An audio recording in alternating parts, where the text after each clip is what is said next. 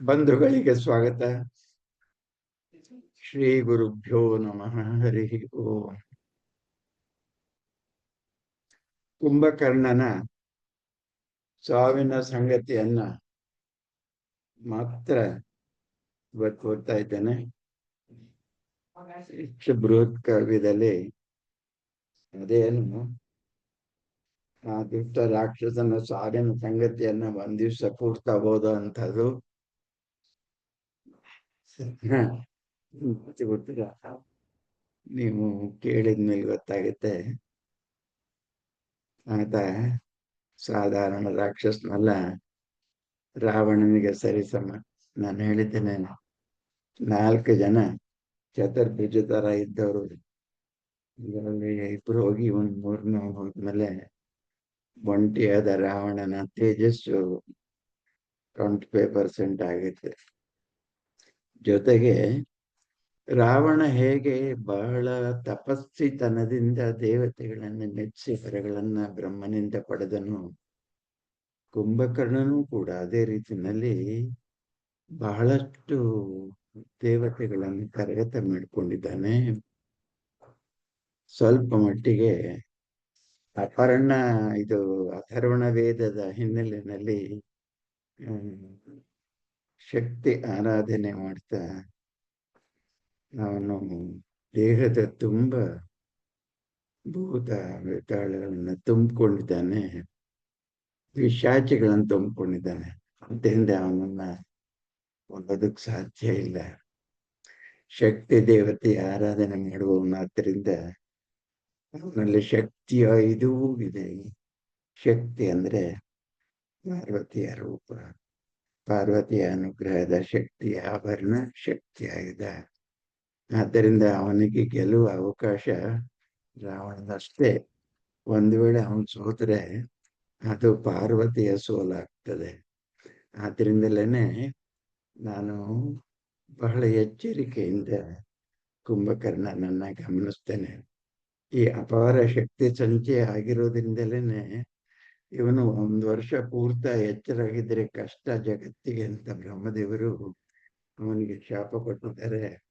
6 ತಿಂಗಳ ನಿದ್ರೆ, 6 ತಿಂಗಳ ಎಚ್ಚರ ಅಂತ ಹೇಳಿ. ಆದರೆ ನಿದ್ರೆಯ ಒಳಗೆ ಅವನನ್ನು ಎಚ್ಚರಿಸಿದ್ದಾರೆ. ಅದಕ್ಕೆ ಅವನು ಹೇಳಿದ ಮಾತನ್ನೇ ನೀವೇ ಕೇಳಿಸಿದ್ದೇನೆ. ಲಂಕೆಯ ಸೋಲು 3 ಕಾರಣಕ್ಕಾಯ್ತು. ಒಂದನೇದು ವಿಭೀಷಣ ಆ ಕಡೆ ಹೋದದ್ದು, ಎರಡನೇದು ಸೀತಾಪಹರಣದ ಅಧರ್ಮ ಕ್ರಿಯೆ, ಮೂರನೇದು ಕುಂಭಕರ್ಣನಾದ ನನ್ನನ್ನ ಅರ್ಧ ನಿದ್ರೆಯಲ್ಲಿ ಎಬ್ಬಿಸಿದ್ದು ಲಂಕೆಯ ವಿನಾಶಕ್ಕೆ ಹೇತುವಾಗುತ್ತದೆ. ಎಲ್ಲಿಂದ ಎಲ್ಲಿಗೆ ಸಂಬಂಧ. ಆದ್ರಿಂದಲೇನೆ ಕುಂಭಕರ್ಣನ ಸಾವಿನೊಡನೆ ನಮ್ಮ ಕಥೆಯೂ ಮುಗೀತದೆ. ರಾವಣ ಇನ್ನು ಅಪಮಾತ್ರಕ್ಕೆ ಉಳಿತಾನೆ. ಎರಡನೇದು, ರಾವಣ ಸ್ವಭಾವತಃ ತಪಸ್ವಿತನದಿಂದ ಕೀರ್ತಿ ಪಡೆದವನಾಗಿ ಏನೋ ಕಡೆಗೆ ದುಷ್ಟ ವೃತ್ತಿಯಲ್ಲಿ ಜಗಜ್ಜೇತನಾಗಬೇಕು ಅನ್ನೋ ಕಾರಣಕ್ಕೆ ತಪಸ್ಸುಗಳಿಗೆ ಬೇಕಾದಂತಹ ರಾಗವನ್ನು ಬಿಟ್ಟು ದ್ವೇಷವನ್ನು ಹಿಡಿದವನಾಗಿ ಇವತ್ತು ರಾಮನ ಎದುರಿಗೆ ನಿಂತ. ಆದರೆ ರಾಮನಿಗೆ ದ್ವೇಷವಿಲ್ಲ. ಮಂಡೋದರಿಯ ಗಂಡನಾಗಿ ಸೀತೆಯ ತಪಸ್ಸಿನಿಂದ ರಾವಣನ ಹೃದಯವೂ ಕೂಡ ಮಂಗಳಮಯವಾಗಿದೆ ಅನ್ನೋ ಹಾಗೆ ಕುವೆಂಪು ಈ ಕಥೆಯನ್ನು ಕೊನೆಗಾಣಿಸ್ತಾರೆ. ಅದೊಂದು ಅಪೂರ್ವವಾದ ಸಂಗತಿಯನ್ನ ನಾವು ಕಾವ್ಯ ಅಂತ್ಯದಲ್ಲಿ ನೋಡ್ತೇವೆ ಅನ್ನೋ ಸೂಚನೆಯನ್ನು ಕೂಡ ನಾನು ಹಿಂದಿನ ದಿವಸ ಕೊಟ್ಟಿದ್ದೇನೆ. ಎಚ್ಚರ ಆದ ಕೂಡಲೇ ಕುಂಭಕರ್ಣ ನಡಿ ನಡಿ ರಾವಣನ ಅರಮನೆಗೆ, ನಾನು ಸಿದ್ಧವಾಗಿದ್ದೇನೆ ಯುದ್ಧಕ್ಕೆ, ನಾಳೆನೆ ಹೋಗ್ತೇನೆ. ಅವನು ಹೋಗ್ಬೇಕಾದ್ರೆ ಆ ದೊಡ್ಡ ದೇಹಕ್ಕೆ ಸ್ಪೆಷಲ್ ರಥ ಬೇಕು. ಬೇರೆ ರಥಗಳನ್ನು ಹತ್ತಿದ್ರೆ ಅವನು ರಥ ಪುಡಿಯಾಗಿ ಹೋಗುತ್ತೆ. ಆದ್ದರಿಂದ ಅವನು ವ್ಯವಸ್ಥೆಯನ್ನ ರಾವಣ ಮಾಡಿದ್ದಾನೆ. ಅವನ ಮನೆಯೂ ಹಾಗೆ ಬೃಹತ್. ಹೀಗೆ ಅವನ ಹತ್ತುವ ರಥವೂ ಕೂಡ 316ರಲ್ಲಿ ನಡೆಪೇಳ್ ಪ್ರಭುಗೆ ನಾನ್ ಎಳ್ದುದನ್ ಬಂದು ಕಾಣುವೆನಾತನಂ ತಡೆಯದೀಗಳೆಯೇ ಮೇಣ್ ಸಿದ್ಧಗೊಳಿಸು ಎನ್ನ ಯುದ್ಧ ಸನ್ನಾಹಮಂ. ದಿಗ್ಗಜಗಳೆಂಟನೇನ್ ಅಳವಡಿಸಿದರೋ, ಎಷ್ಟು ಭದ್ರವಾಗಿ ಆ ರಥವನ್ನ ಮಾಡಿದ್ದಾರೆ ಅಂತ ಹೇಳಿದ್ರೆ, 8 ದಿಗ್ಗಜಗಳನ್ನು ಅಳವಡಿಸಿದಾರೋ. ಆನೆಗಳಲ್ಲೆಲ್ಲ ಸರ್ವ ಶ್ರೇಷ್ಠವಾದದ್ದು, ಹಿರಿದಾದದ್ದು ಒಂದೊಂದು ದಿಕ್ಕಿನ ಆನೆಗಳು. ಅಂತಹ 8 ಆನೆಗಳು. ಆ ಆನೆಗಳನ್ನ ತಂದು ಹೂಡಿದಾರೋ ಹಾಗೆ ಅಂತಹ ದೊಡ್ಡದಾದ ಬೃಹತ್ ಆನೆಗಳನ್ನ ಈ ರಥ ಕೂಡಿರೋದು. ಕುದುರೆಗಳಲ್ಲ, ನಾಯಿಗಳಲ್ಲ. 8 ಆನೆಗಳು ಎಳೆಯುವಂತಹದ್ದು. ಅವು ಉಸಿರು ಕಟ್ಕೊಂಡು ಎಳಿಬೇಕು. ಕುಂಭಕರ್ಣನ ದೈತ್ಯ ದೇಹವನ್ನು ಹೇಳೋದಕ್ಕೆ ಕವಿ ಈ ರೀತಿ ಮಾತುಗಳಿಂದ ಕಲ್ಪನೆ ಬರಹ ಮಾಡ್ತಾನೆ. ದಿಗ್ಗಜಗಳೆಂಟನೇ ನಳವಡಿಸಿದರೋ ಧರಾಸ್ಯಂದನಕ್ಕೆ, ಚಂದನ ರಥ ಬಂದುದು ಬೃಹದ್ ರಥಂ ಪತ್ತೆಳವ ಪೇರಾನೆಗಳ್ ಹೆಗಲೆಂಟರೋಳು ಕುಸಿವಂತೆ ಬೋಲ್ ಚೀತ್ಕರಿಸಿ ರಥ ಚಕ್ರ ಮಚಲ ಭಾರ ಕೊರಲೆ ಕೀಲುಗಳ್. ಆನೆಗಳು ಕೂಗೋದ್ರ ಜೊತೆಗೆ ಆ ರಥಗಳ ಚಕ್ರಗಳ ಕೊಯ್ ಅಂತ ಸದ್ ಮಾಡ್ತಾ ಇದೆ. ಭಾರ ಇರೋದ್ರಿಂದ ಆ ರಥಗಳು ತಿರುಗುವಾಗ ಪರಸ್ಪರ ತಿಕ್ಕಾಟಕ್ಕೆ ಕಬ್ಬಿಣದ ಶಬ್ದ. ಬಂದುದು ಬೃಹತ್ ರಥಂ ಹೊತ್ತಳೆವ ಪೇರಾನುಗಳ್ ಹೆಗಲೆಂಟರೋಳು ಕುಸಿವಂತೆ ಬೋಲ್ ಚೀತ್ಕರಿಸೆ ರಥ ಚಕ್ರಂ ಅಚಲ ಭಾರ ಕೊರಲೆ. ಸದ್ದು ಮಾಡುತ್ತಿರಲು ಬರ್ತಾ ಇದ್ದಾನೆ. ರಾಜೋಚಿತವಾದ ವಸ್ತ್ರಗಳನ್ನ, ಆಭರಣಗಳನ್ನ ತೊಟ್ಟಿದ್ದಾನೆ. ತನಗಲ್ದಿದ್ರು ಮಹಾರಾಜನನ್ನ ಕಾಣೋದಕ್ಕೆ ಬೇಕಾಗುವ ಮರ್ಯಾದೆ ಅದು. ವರ್ಣ ವಸ್ತ್ರಾಳಿಯಂ 330. ಜೀರ್ಕೊಳವಿ ಚಳೆಯದಿಂ ತೊಯ್ದ ಅವನೇ ಧೂಳೆದ್ದುದಿಲ್ಲ ಎದ್ದುದು ಕೆಸರ್. ದೊಡ್ಡ ರಥ ಹೋಗ್ತಾ ಇದ್ರೆ ಸುಮಾರು 100 ಅಡಿ ಅಗಲಕ್ಕೆ ಎಷ್ಟು ಧೂಳು ಹೇಳ್ಬೇಕು. ಅದಕ್ಕಾಗಿ ಚಿಕಾರಿಗಳಲ್ಲಿ ನೀರನ್ನು ಹಾರಿಸ್ತಾ ಇದ್ದಾರೆ. ಸ್ವಲ್ಪವೂ ಧೂಳು ಆಗ್ಬಾರ್ದು ಅಂತೇಳಿ. ಆದರೆ ದುರದೃಷ್ಟ, ನೀರ್ ಬದಲು ಕೆಸರಾಗುತ್ತೆ. ನೀರ್ ಬಿದ್ದಿದ್ರಿಂದ ಧೂಳೆಲ್ಲ ನೀರ್ಮಯವಾದ್ರಿಂದ ಧೂಳು ನೀರು ಸೇರಿ ಕೆಸರಾಯಿತು. ಜನಂ ಕೊರಳೆತ್ತಿ ಕೂಗುತ್ತಿರೆ ಜಯ ಘೋಷಂ ಮುಗಿಲ್ ಮುಟ್ಟಿತು. ಅರಮನೆಗಳು ಪೊರೆಗಳನ್ನು ಏಳೆತ್ತ ಲಂಕಾಲ ತಂಗಿಯರ್ ಪೂವಿನ ಮಳೆಯ ನೆರಚುತ್ತಿರಲು. ಗೆಲುವಿಗೊಂದೇ ಕಡೆ ಅವಕಾಶ ಇರೋದ್ರಿಂದ ಜನಕ್ಕೆ ಸಂಭ್ರಮ. ಕೂಗೋದು ಮಾತ್ರ ಅಲ್ಲ, ಹರ್ಷೋದ್ಗಾರ, ಮುಗಿಲು ಮುಟ್ಟುವಂತ ಗಲಾಟಿ. ಮನೆಗಳ ಮೇಲೆ ನಿಂತಹ ಸುಂದರಿಯರು ಸುಂದರವಾದ ಪುಷ್ಪಗಳನ್ನ ಲಂಕಾಲ ತಂಗಿಯರು ಹೂವಿನ ಮಳೆಯ ನೆರೆಚುತ್ತಿರೆ ಸೇರ್ದುದು ಅರಮನೆಗೆ. ರೀತಿ ದೇವರ ರಥಕ್ಕೆ ತೇರು ಅಂತಾರೆ. ಇವನು ಬರ್ತಾ ಇರೋದು ಕೂಡ ಅದು ರಥ ಅಲ್ಲ, ತೇರು. ಎಷ್ಟು ಸಂಭ್ರಮದಿಂದ ಜನ ಹೂವನ್ನೆರಚಿ ಸ್ವಾಗತ ಮಾಡ್ತಾ ಇದ್ದಾರೆ. 304. ಸಿಂಹಕ್ಕೆ ಸುಖಾಗಮನಮಂ ಬಯಸುವೋಲ್ ಸಿಂಹಾಸವನಿಳಿದು ಸಿಂಹ ಗಾಂಭೀರ್ಯದಿಂದಿಳಿದು ಬಂದು ಸ್ವಾಗತಿಸಿದಂ ರಾವಣಂ ತನ್ನ ತಮ್ಮನಂ ಸುಸ್ಮಿತ ದಶಾನನ ನಿಶಾಚರೇಂದ್ರಂ. ಅವನಲ್ಲಿ ತನ್ನ ಅಳಿವು ಉಳಿದಿರೋದ್ರಿಂದ ಮಹಾರಾಜ ತಾನೇ ಎದ್ದು ನಡೆದು ಬಂದು ರಕ್ತಲಾಗವನ್ನಿತ್ತು ಸಿಂಹವನ್ನು ಸ್ವಾಗತಿಸುವಂತೆ ಆಲಿಂಗನ ಮಾಡಿಕೊಂಡು ಬರಮಾಡಿಕೊಳ್ತಾನೆ. ರಾಜೋಚಿತವಾದ ಸನ್ಮಾನಗಳನ್ನು ಮಾಡ್ತಾನೆ. ಯುದ್ಧಕ್ಕೆ ಹೋಗುವವರಿಗೆ ಕತ್ತಿಯನ್ನು ಕೊಟ್ಟು ಎಲ್ಲ ಅಡಿಕೆ ಕೊಡೋ ರೂಢಿ ಅಲ್ವಾ. ಆದರೆ ಇವನು ರಾಜಕುಮಾರನೇ ಆಗಿರೋದ್ರಿಂದ, ಮರಿರಾಜನಾಗಿರೋದ್ರಿಂದ ಅದಕ್ಕೆ ಮಿಗಿಲಾದಂತಹ ಆಭರಣಗಳನ್ನ ತೊಡಿಸಿ ಅವನನ್ನು ಕಳಿಸ್ಕೊಡೋ ಪ್ರಯತ್ನ. ಇದ್ದೀನಿ. 354. ಮೊದಲೇ ನೀಮ್ಯನ್ನ ನೆಳ್ಚಿರಿಸಿ ಇನಿತು ಕೇಡಡಸತಿರ್ದುದೇ ನಿಮ್ಮ ಮಂಗಳಕ್ಕೆ. ಈಗ ನನ್ನನ್ನು ಎಚ್ಚರಿಸಬಾರ್ದು. ಎಚ್ಚರಿಸಿದರೆ ಬ್ರಹ್ಮನ ಶಾಪದಂತೆ ಕೆಲವು ತೊಂದರೆಗಳಾಗುತ್ತೆ. ಈಗ ಎಚ್ಚರಿಸಿ ಆಯ್ತಲ್ಲ, ಈ ಕೆಲಸ 1 ಗಂಟೆ ಮುಂಚೆ ಮಾಡಿದ್ದೆ, 3 ದಿವಸ ಮುಂಚೆ ಮಾಡಿದ್ರೆ ಆ 3 ಜನ ಸಾಯೋದಾದ್ರೂ ಉಳಿತಿತ್ತ? 3 ದಿವಸದಲ್ಲಿ ಸರ್ವನಾಶ ಆಗಿರೋಂಥದ್ದು 3 ದಿವಸ ಮುಂಚೆ ಏಳ್ಸಕ್ಕೆ ಏನಾಗುತ್ತೆ ಅಂತ ಗಲಾಟೆ ಮಾಡ್ತಾನೆ. ಮೊದಲ ನೀಮ್ಯನ್ನ ನೆಳ್ಚರಿಸೆ ಇನುತು ಕೇಳಸುತ್ತಿರ್ದುದೆ ನಿಮ್ಮ ಮಂಗಳಕ್ಕೆ. ವೈರಿಗಳು ನಿಮಗೆ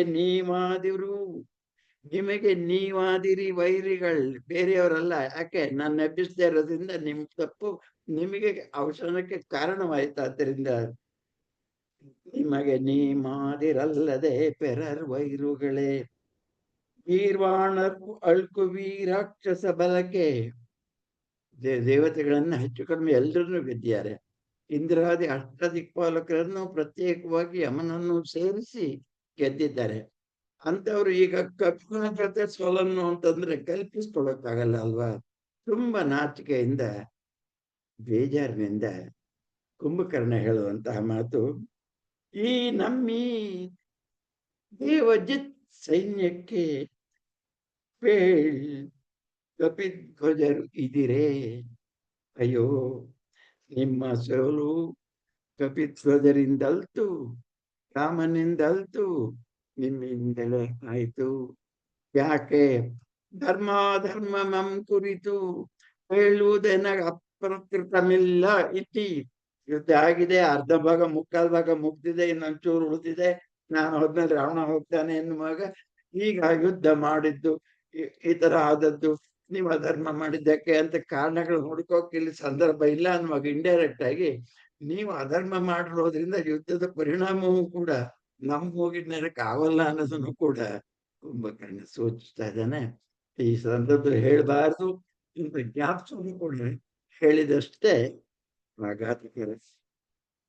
ಧರ್ಮಾಧರ್ಮಂ ಕುರಿತು ಹೇಳುವುದೆನಗ ಪ್ರಕೃತಮಿಲ್ಲಂ ಸತ್ಯ ಮುಂಬರಿದೊಂದು ಕವಿಚತ್ತಕ್ಕೆ ಅನ್ಯಮಂ ಹೇಳುವುದು ನಿರರ್ಥಕಂ. ಈಗಾಗಲೇ ಬಹುದೂರ ಬಂದಿರೋದ್ರಿಂದ ಈಗ ವಾಸ್ತವಣ ಅಂತ ಹೇಳೋದಕ್ಕೆ ಸಾಧ್ಯವಿಲ್ಲದ ದುಸ್ಥಿತಿ ಎನ್ನದಾಗಿದೆ. ಈಗ ನನಗೆ ಅಕ್ರುಜನ ಗುರಿಯೇ ಗುರಿ, ಅಣ್ಣನ ಗುರಿನೇ ನನ್ನ ಗುರಿ. ನಾನು ಈಗ ಶುಭ ಅಂತ ಬೇರೆ ಮಾತನಾಡುವುದಿಲ್ಲ. ಅವನ ಗತಿಯೇ ನನಗೆ ಗತಿ, ಅವನ ಮತಿ ಏನಿತು ಬೇರೆ ಕೊಡಂ. ವಿಭೀಷಣನ್ ಅಂದೇ ತೊರೆದನ್. ಮತ್ತೆ 2ನೇ ಧ್ವನಿಯನ್ನು ಇಲ್ಲಿ ಕೊಡ್ತಾನೆ. ಮೊದಲನೇದು ಅಧರ್ಮ ಪಕ್ಷಪಾತಗಳಾಗಿ ನಾವು ಸೋಲನ್ನು ಪಡೆಯುವ ಸ್ಥಿತಿ ಅನ್ನೋ ಧ್ವನಿ. ಇಲ್ಲಿ 2ನೇದು ನಮ್ಮ ಗೆಲುವಿಗೆ ಸಾಧ್ಯವಾಗಬಹುದಾದ ಏಕಮಾತ್ರ ಮಂಗಳಾಶ್ರಯ ವಿಭೀಷಣನಾಗಿದ್ದು ಅವನು ಶತ್ರು ಪಕ್ಷಕ್ಕೆ ಹೋಗಿರೋದು ಅದು ನಮ್ಮ ಸೋಲಿಗೆ ಕಾರಣವಾಗುತ್ತೆ ಎನ್ನುವುದನ್ನು ಸೂಚನೆ ಕೊಡ್ತಾ, ಹೋಗ್ಲಿ ಅಂದ್ರೆ ಇನ್ನೂ ಇದ್ದಾರೆ ಅಂತ ನಾವು ಅನ್ಕೋತಾ ಇರ್ತೀವಿ. ಆ ಇದ್ದವರೆಲ್ಲ ಹೋದ್ರು. ಮಹಾಪಾರ್ಶ್ವ ಅವನ ಶೂರ, ಹಾಗೆ ಧಾರ್ಮಿಕ ಕೂಡ ಅಯ್ಯೋ ಅವನಿಲ್ಲ. ಲಂಕೆಯಾತ್ಮಕ್ಕೆ ಪರಮ ಕಲ್ಯಾಣವಾಯಿತೆ. ಆಯ್ತು, ನರಕವಾಗುತ್ತಿಂತು ಬಗೆಗೆ ನಾಂ ಸ್ವರ್ಗಮಂ ತೋರ್ದಪೆನ್. ನನ್ನ ಕೈಲಾದಷ್ಟು ನಾನು ಈ ನರಕದ ಹಾನಿಯನ್ನು ಅಳಿಸಿ ಮಂಗಳವನ್ನು ಮಾಡೋದಕ್ಕೆ ಪ್ರಯತ್ನ ಮಾಡ್ತೇನೆ. ಯಕ್ಷ ಗಂಧರ್ವ ದೇವಾದಿ ಭುವನತ್ರಯಂ ಭಯಂಗ್ರಸ್ತಮಪ್ಪಂತೆ ನಾಂ ಕಾದುವೆನ್. ಇಂಥ ಘೋರ ಯುದ್ಧಗಳನ್ನ ದೇವಾದಿ ದೇವತೆಗಳು ಕೂಡ ಆಕಾಶದಲ್ಲಿ ನೆರೆದು ನೋಡ್ತಾರೆ ಅನ್ನೋದು ರೂಢಿ. ಹಾಗೆ ಬಂದು ನೋಡುವ ಅವರು ನೋಡಿಯೇ ಹೆದರ್ಕೊಳ್ಳೋ ಹಾಗೆ ನಾನು ಅಪೂರ್ವವಾದ ರೀತಿಯಲ್ಲಿ ಪೂರ್ಣ ಪ್ರಮಾಣದಲ್ಲಿ ಯುದ್ಧವನ್ನ ಮಾಡ್ತೇನೆ ಅಂತ ಪ್ರತಿಜ್ಞೆ ಮಾಡ್ತಾನೆ.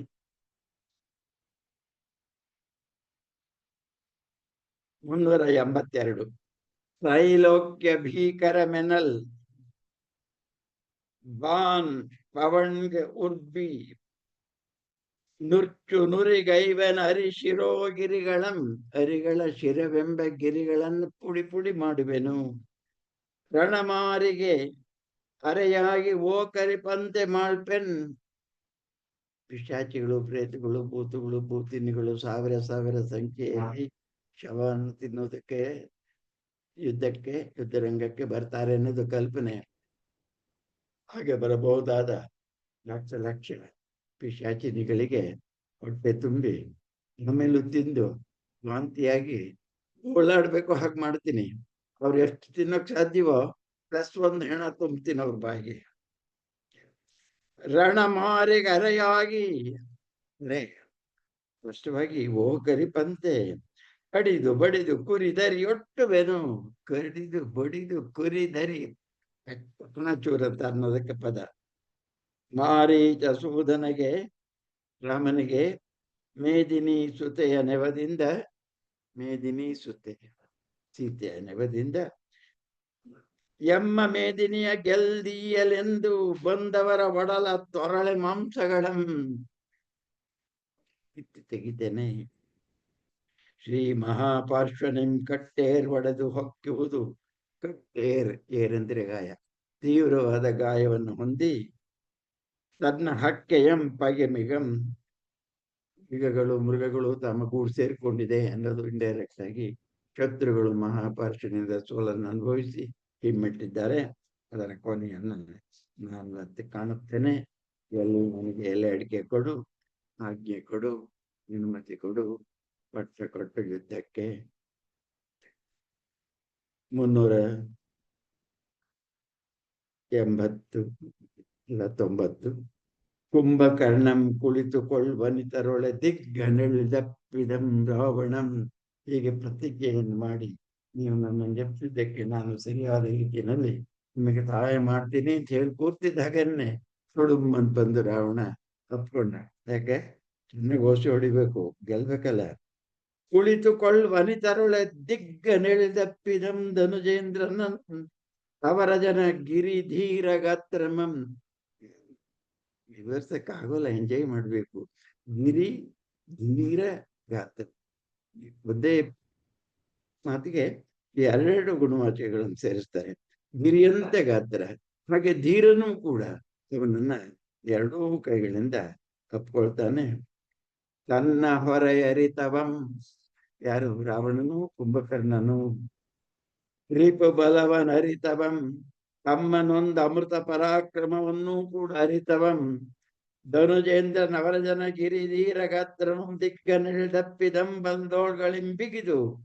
ಅಮೃತ ಲೋಭಗಳಿಗೆ ಅಸುರರಂದು ಸುರರ ಲಾಭಕ್ಕೆ ಭುಜಗೇಂದ್ರನಂ ಬೀಸಿ ಬಿಗಿದಂತೆ. ಮಂದರದ ಮೈಗೆ ಅಮೃತ ಕಡಿಯೋದಕ್ಕಾಗಿ ದೇವತೆಗಳು ಮತ್ತು ರಾಕ್ಷಸರು ಭಯಂಕರವಾದ ಆದಿಶೇಷ ಸರ್ಪವನ್ನ ಮಂದರ ಪರ್ವತಕ್ಕೆ ಸುತ್ತಿದ್ರಲ್ಲ, ಹಾಗೆ ಗಂಧವಾದ ದಿಪ್ಪನಾದ ಕೋಳುಗಳಿಂದ ರಾವಣ ಕುಂಭಕರ್ಣನನ್ನ ಅಪ್ಪಿಕೊಳ್ತಾನೆ. ಇಲ್ಲಿ ಇಂಡೈರೆಕ್ಟ್ ಆಗಿ ಸೂಚನೆ ಕೊಡ್ತಾ ಇದೆ.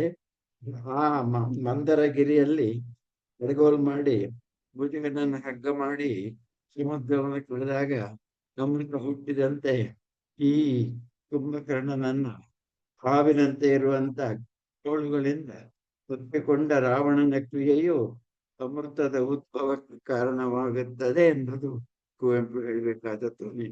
ರಾವಣನ ಅವಸಾನವೂ ಮಂಗಳಕರವೇ. ರಾವಣ ಶಿವೈಕ್ಯನಾಗ್ತಾನೆ. ಅಷ್ಟೇ ಅಲ್ಲ, ಕುಂಭಕರ್ಣ ಕೂಡ ನೇರವಾಗಿ ಶಿವಾದ್ವೈತನಾಗ್ತಾನೆ. ಅದನ್ನು ನೋಡ್ತೀರಿ.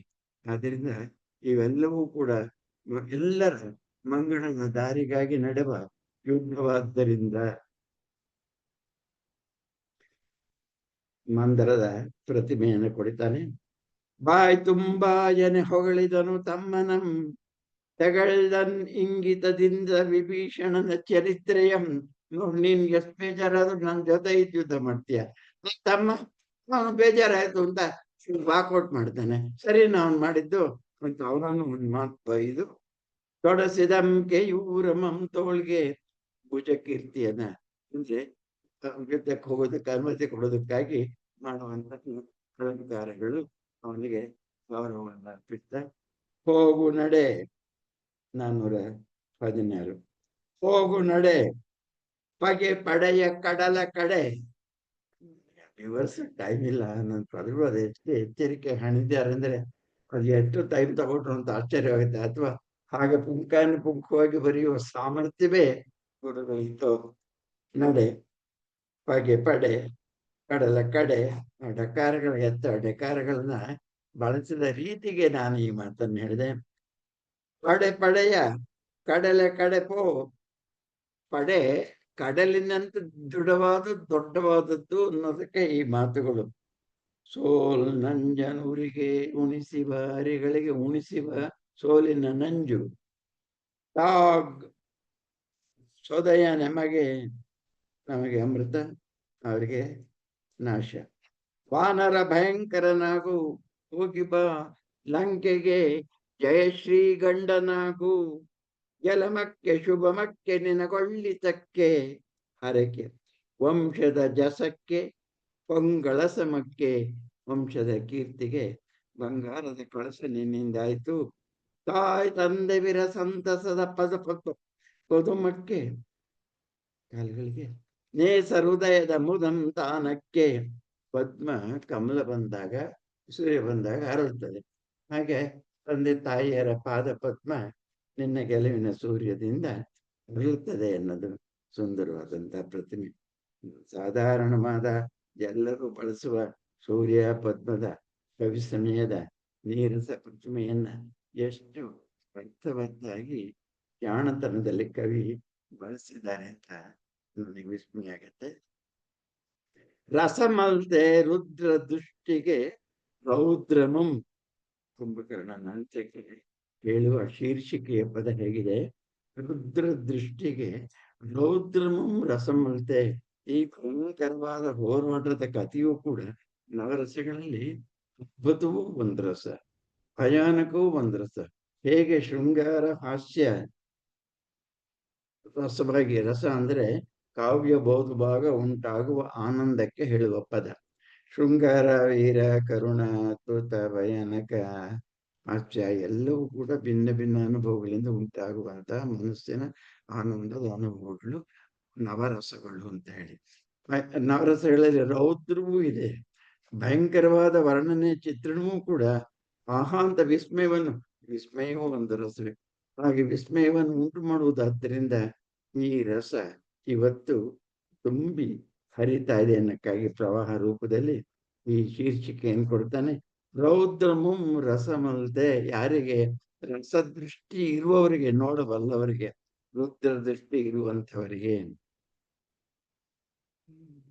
5ನೇ ಸಾಲು.